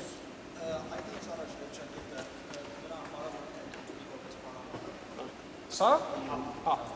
Exactly. Yeah, ID is a parameter which you get ric.params.id. This ID is. Rouben, use functional versus cut parameter. You can pass in a pattern, I think. I don't do that. But I think you can pass in a pattern. So, okay, a lot of what I'm telling you has variations. Okay, there are lots of variations of, for example, you can use it this way, but you can also add a pattern that will match anything, any get, set, any get, put, delete, whatever, matching that pattern. So there are lots of variations of how you can construct this stuff. Absolutely, you're absolutely right. I'm just telling you guys kind of the primitives that you need to build apps, and then you can get into these kinds of details as you move forward. Get. HTTP get-ի համար։ Մենակ get. Եթե post անենք չի աշխատի։ Yeah, exactly. And you'll see it. Հեսա կանենք։ Oh, we got to hurry up. All right, we have a lot of work to do. Let's keep going. All right, so we did 7. So we got 7, right? So we're able to send files. Great. Okay, we know how to do that. Let's look at Node 8. What does Node 8 do? What does Node 8 do? So what Node 8 does is it's telling you how you can specify an error. Okay, so in this case, look, if you go here and it misses this, in other words, this doesn't match a static path, it's going to call next, right? So it's going to come here. This, let's say, doesn't match. What you can do is not specify this, in which case you get some sort of a default error that you get from, it'll be like, you know, HTTP get error, whatever. Or you can actually send your own custom error file. So you can do use. If you put use down here, if it gets here, that means nothing here responded to the request, right? That means it routed through all this and came all the way to the bottom. Because it got all the way to the bottom, we can send a response with an error. The status being the number 404. 404 means not found, right? And then send file, and then the path to a file that I've created 404, that I've created here, which, so let's quickly.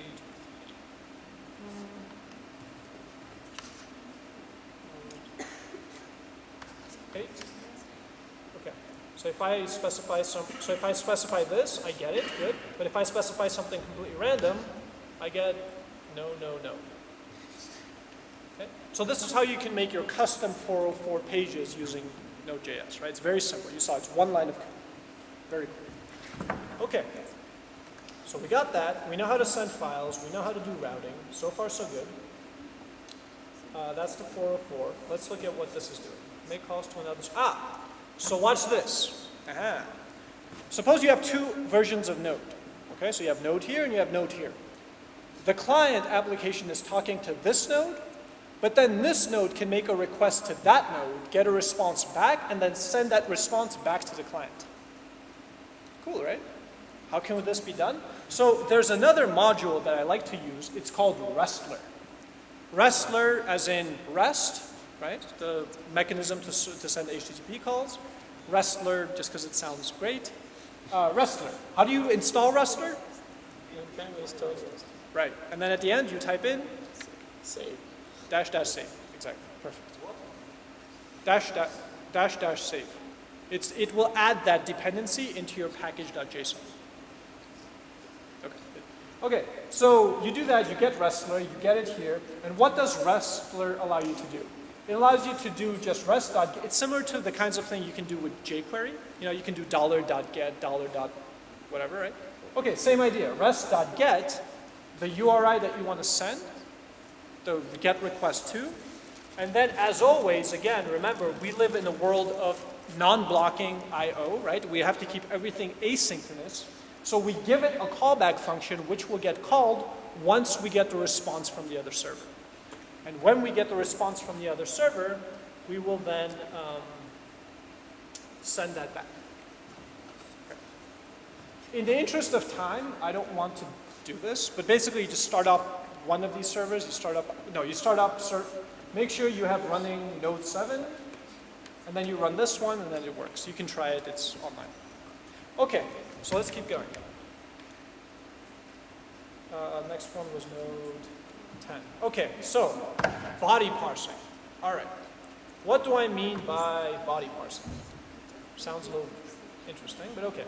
All right, so look, if you get an app post, right, and you get a request and you get a response, the way you read the data from the body, in other words, the data that was posted to the server, is like this. Let me just scroll this up a bit.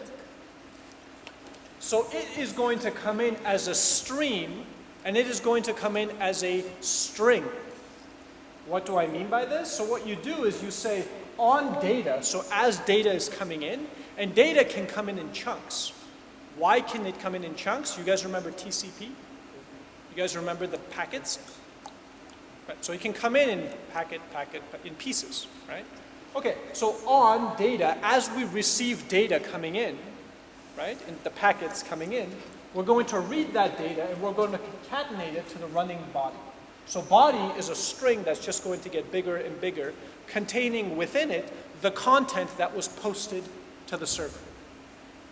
So we read this and we keep looping, and maybe we have some sort of an error checking thing that says if the body gets too big, the client is trying to send too much to us, we're going to reject it. We're going to request.connection.destroy, so we're going to kill the connection and say, enough, you're going crazy. My server will not accept any more from you. But so you loop and you keep adding stuff to the body.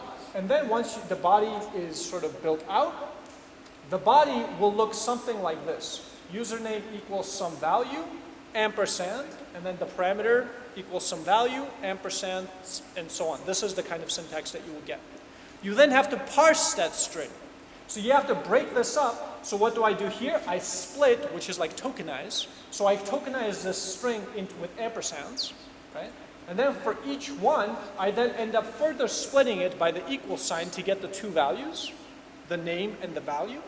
And then I have to decode the component because, as you guys know, when you pass data into the URL, you have to encode it. Encode it means, look, if the URL assumes that slash means / like a directory path, and your value has /, that's going to cause a problem. So what you have to do is you have to replace the / with some other value, and then when you get it, replace it back. So you're encoding it and then decoding it. Okay, so you have to do that. Then you have to maybe add it to some running object that will eventually have the key value pairs. And then eventually you can add that to request.body in order to use it. So you can do request.body dot parameter name, get the value, and use it. Why did I tell you all this? Because we can make this easier.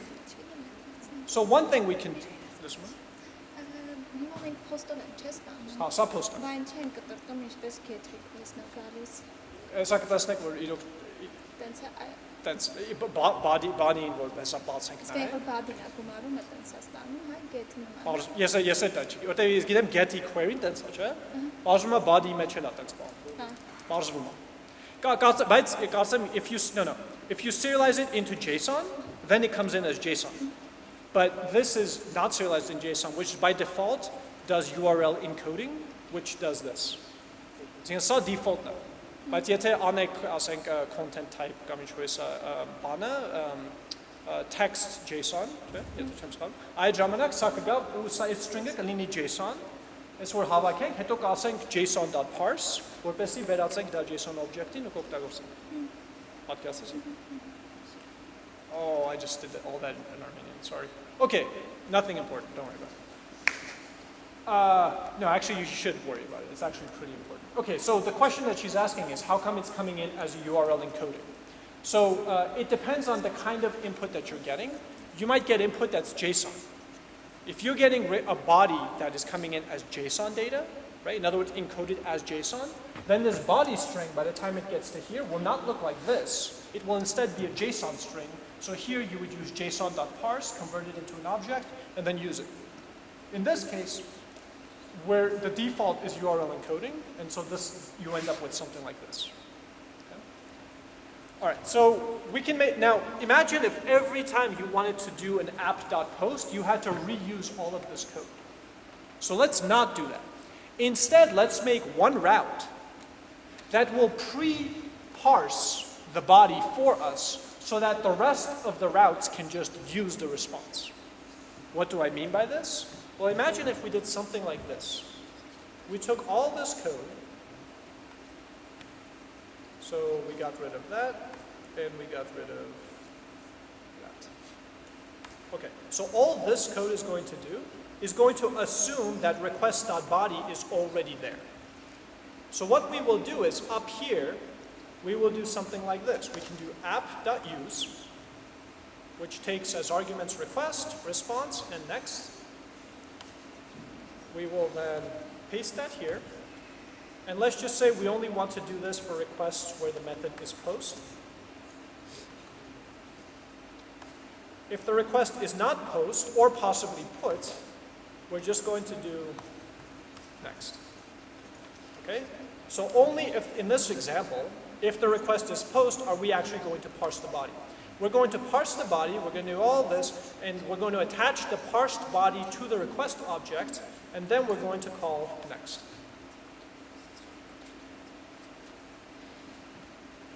You guys get what happened? So now what's going to happen is when the requests come in, so this is my application, it's starting from here, right? It's going down. It comes to here. All requests go through this, every single one. If the request happens to be a post, we're going to parse the body.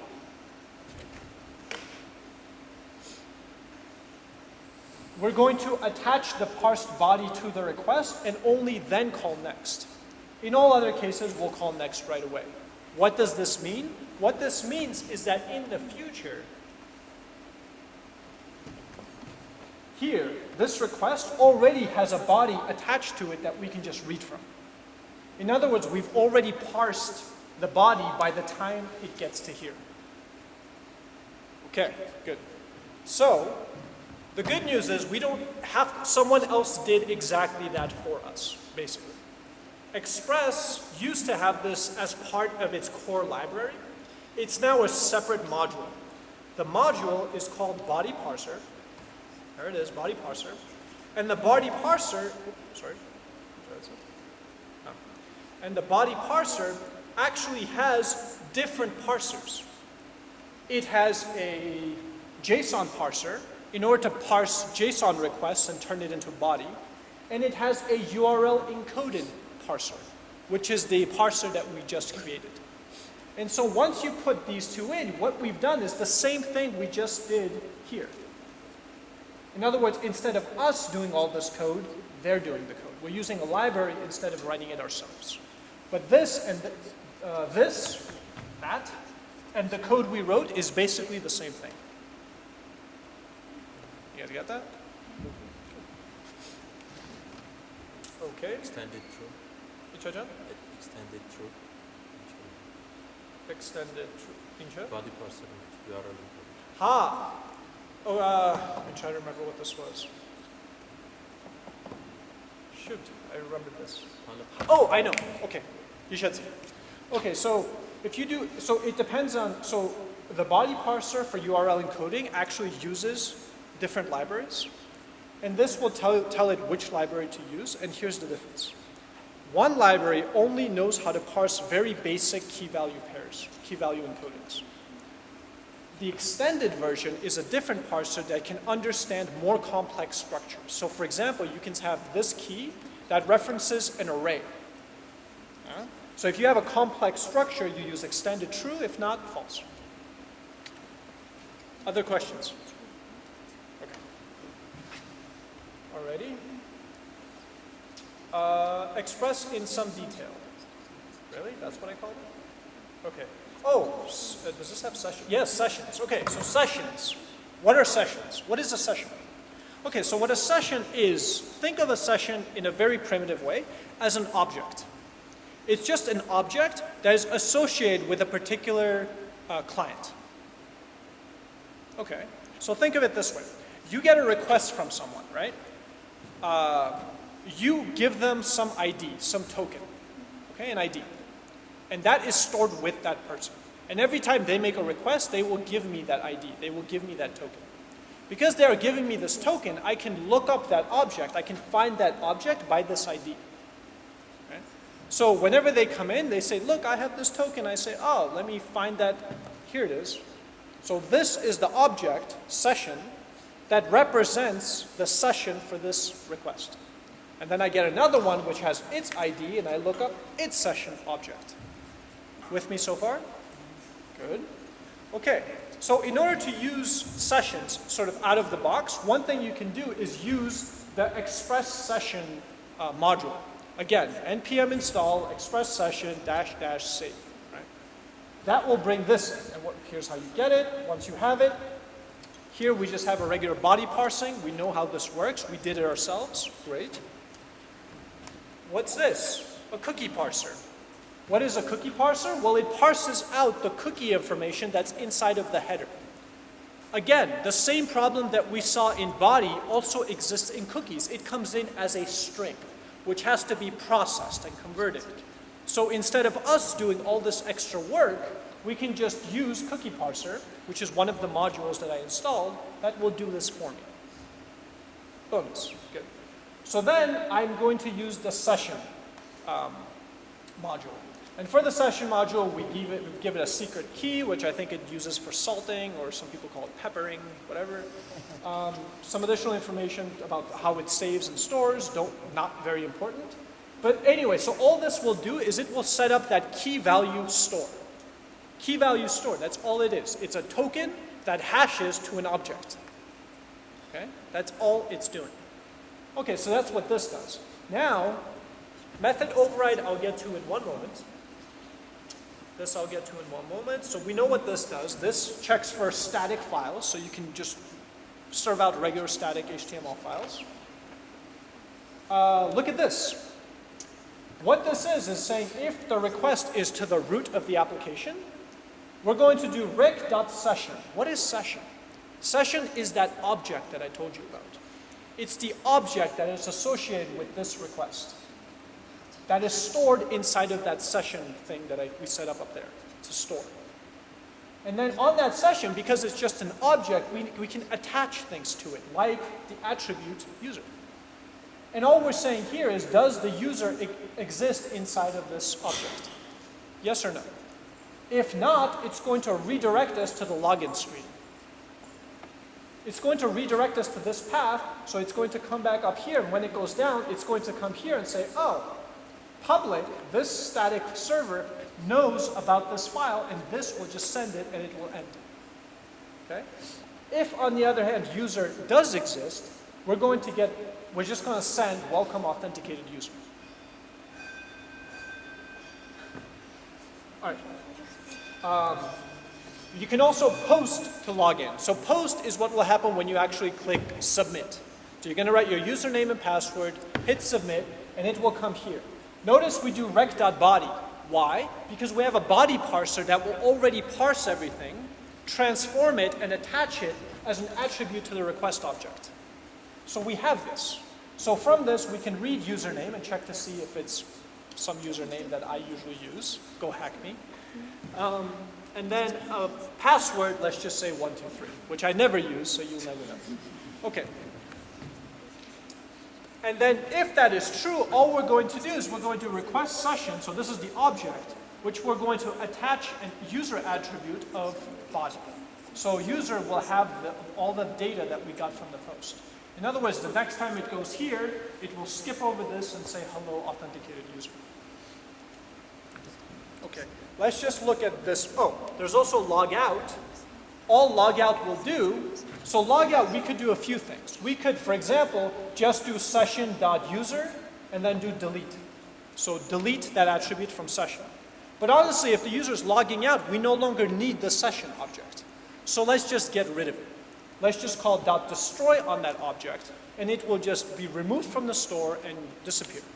And that now the user has logged out. We don't know about them. If they ever go back to the root, they're going to be redirected back to login.html. Okay, fine. So that's how you log out. Fair enough. Okay, I don't want to keep going. Let's focus on this for a second. Okay, so let's actually try some of this stuff. So this is Node 11. Oh, wow, look, class has ended. All right, this won't take long, and then I'll let you guys go. Node 11, Node 11. Okay, so it started. So now we're going to go to the root of the application. Remember, when you go to the root of the application, that's this, it matches this, it redirects us to login.html, which is how we ended up here. If I type in something incorrect, it's going to redirect, so that's this post. It's going to redirect us back to this. User is not set, so it's going to redirect us back to HTML. So we got back to HTML. Login.html. Now let's do Rouben Meschian 123. And now we get redirected to welcome authenticated user. In other words, welcome authenticated user. So now there's a session object which has a user attribute that is referencing an object that contains my username and password. Ad user casting property change right. Yeah, you can call this user Poros or Petros, no problem. Okay, and then I can now, so if I refresh this, notice how it keeps redirecting me to welcome authenticated user. Why? Because there's a session object that knows about me. Now let me log out. Log out. Remember, what does log out do? It destroys the session object. So once I do that, I'm now here, and if I ever try to go to the root, see, it keeps redirecting me back to login. Why? Because there is no session, or if there is, it's just created, there is no user attached to it. So it keeps sending me back here saying log in, log in, log in, and not letting me move forward. Let me show you one quick thing, because I know you guys have to run to work or whatever, which is kind of important. Watch this. Suppose you want to store, what was it I want to show you? Save data. You want to store private files. Okay? So you want to store files that no one else has access to. Okay? So you have to be logged in order to read the file. One very basic way to do this, one way, is to do something like this. To basically write your own static router, but only allow it to run if the user is authenticated. Else, just write access denied. So look at this, get private / file name. If that matches, you make sure that the file exists, but then you also make sure that the user is authenticated. And if they're not, then you say, I'm not going to give you a file, I'm just going to give you access denied, go home. Okay, that's one way. Another way you could do this, though, is you could just put this route higher up above the static router, and if it matches this path, do your authentication checking there, and if they're not authenticated, right away return an error and you're done. If they are authenticated, hit next, which will route to the static file route, and it will then allow them to read the file. Eh? Cool. That's all we just. Very quickly again, and this is, sorry, I miscalculated how much time we had. You can also do templating. So just like in PHP, in HTML, you can put the little tags in and you can fill in data. You can also do this with different templating engines. So there's, the famous ones are Jade and EJS. EJS stands for Embedded JavaScript. I personally like to use EJS because I'm a JavaScript guy, but take a look at both. They're both very, very good, and they're very popular. So a quick way to use it, to set it up, is you just do app set. So this is the directory. You're saying my views are going to be in this directory. And you're saying the engine that I'm going to use is going to be EJS. You have to make sure to npm install EJS so that it is there. And then here, where's my views? It looks something like this. So this is whatever the value of title is, it will get rendered here. And if I go,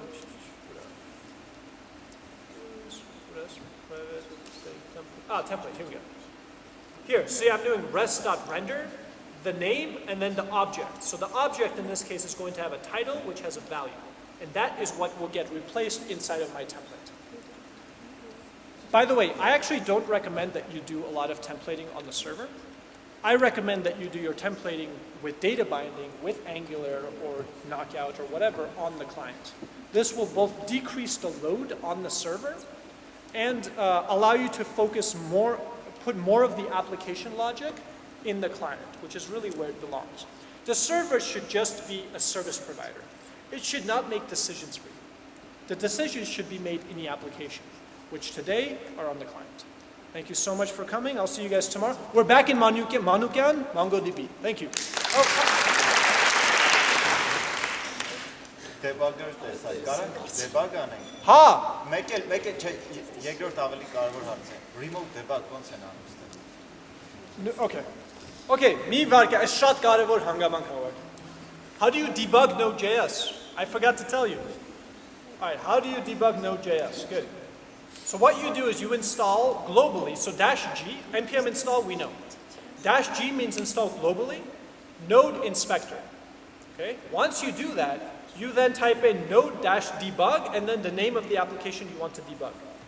Breakpoints you put in by putting in a debugger statement like this, debugger. Right? So that's a breakpoint. So then what you do is in here, where you do node debug node 12. Okay, so now that jumps me to this Chrome debugger. You have to have Chrome in order for this to work. Oh, it just did it. I didn't. That's Mogak on zero about it. But that was like one time. It's good. It does it. Hard to go. Yes, but Chelsea. Isn't Tom in the Petsy now? We can just bounce it to make up. Hima, nine. You're like learning. Like, this is amazing, right? Okay, so now watch this. So now the debugger statement is inside of my. Oops.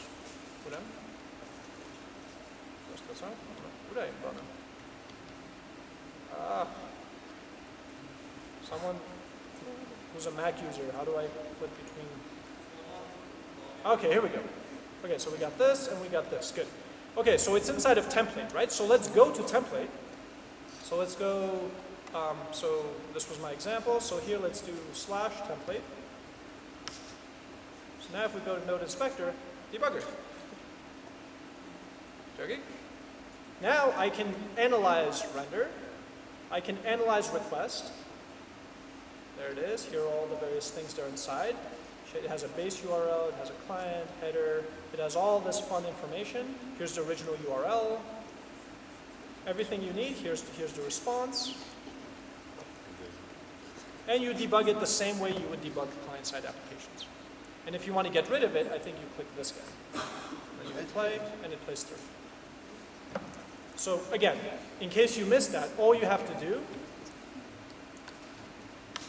is do node debug, and then the name of the application. Բոլոր server side կոդերը ուղարկում եք client side։ Ոնց է դա անում տակից։ Չգիտեմ։ Չեմ կարող։ Չէ, չգիտեմ ոնց անում։ Ես ենթադրում եմ ինչ-որ սակետներով։ Okay, ենթադրեք ուղարկումը այնտեղ կան բաներ, որ core են, չէ՞, ենթադրեք գիտեմ։ Օ դիբագի ժամանակ C մեջ չես կարող դες, եթե տեսում։ C մեջ բարձա չես կարող, բայց Ինքը դիբագը պատկերացրու է նույն դիբագերը server-ի վրա պատկերացրու։ Ինքը ընդհանրապես այդ քայլելը mirror անում Chrome-ի մեջ։ Հասկացաք, այսինքն ասեմ իր մեջ անես, ինքը ընդհանրապես ընդդեից անես։ Այդ նույն հանգամանքն է։ Okay. Thank you so much. Take care guys.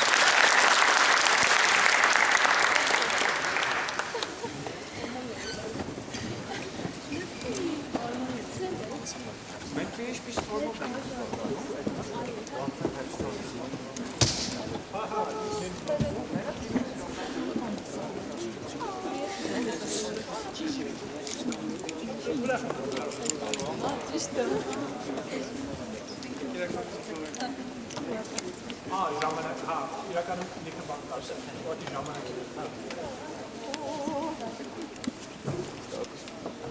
Կարող եք մի քանի, կարող եք մի քանի բանը,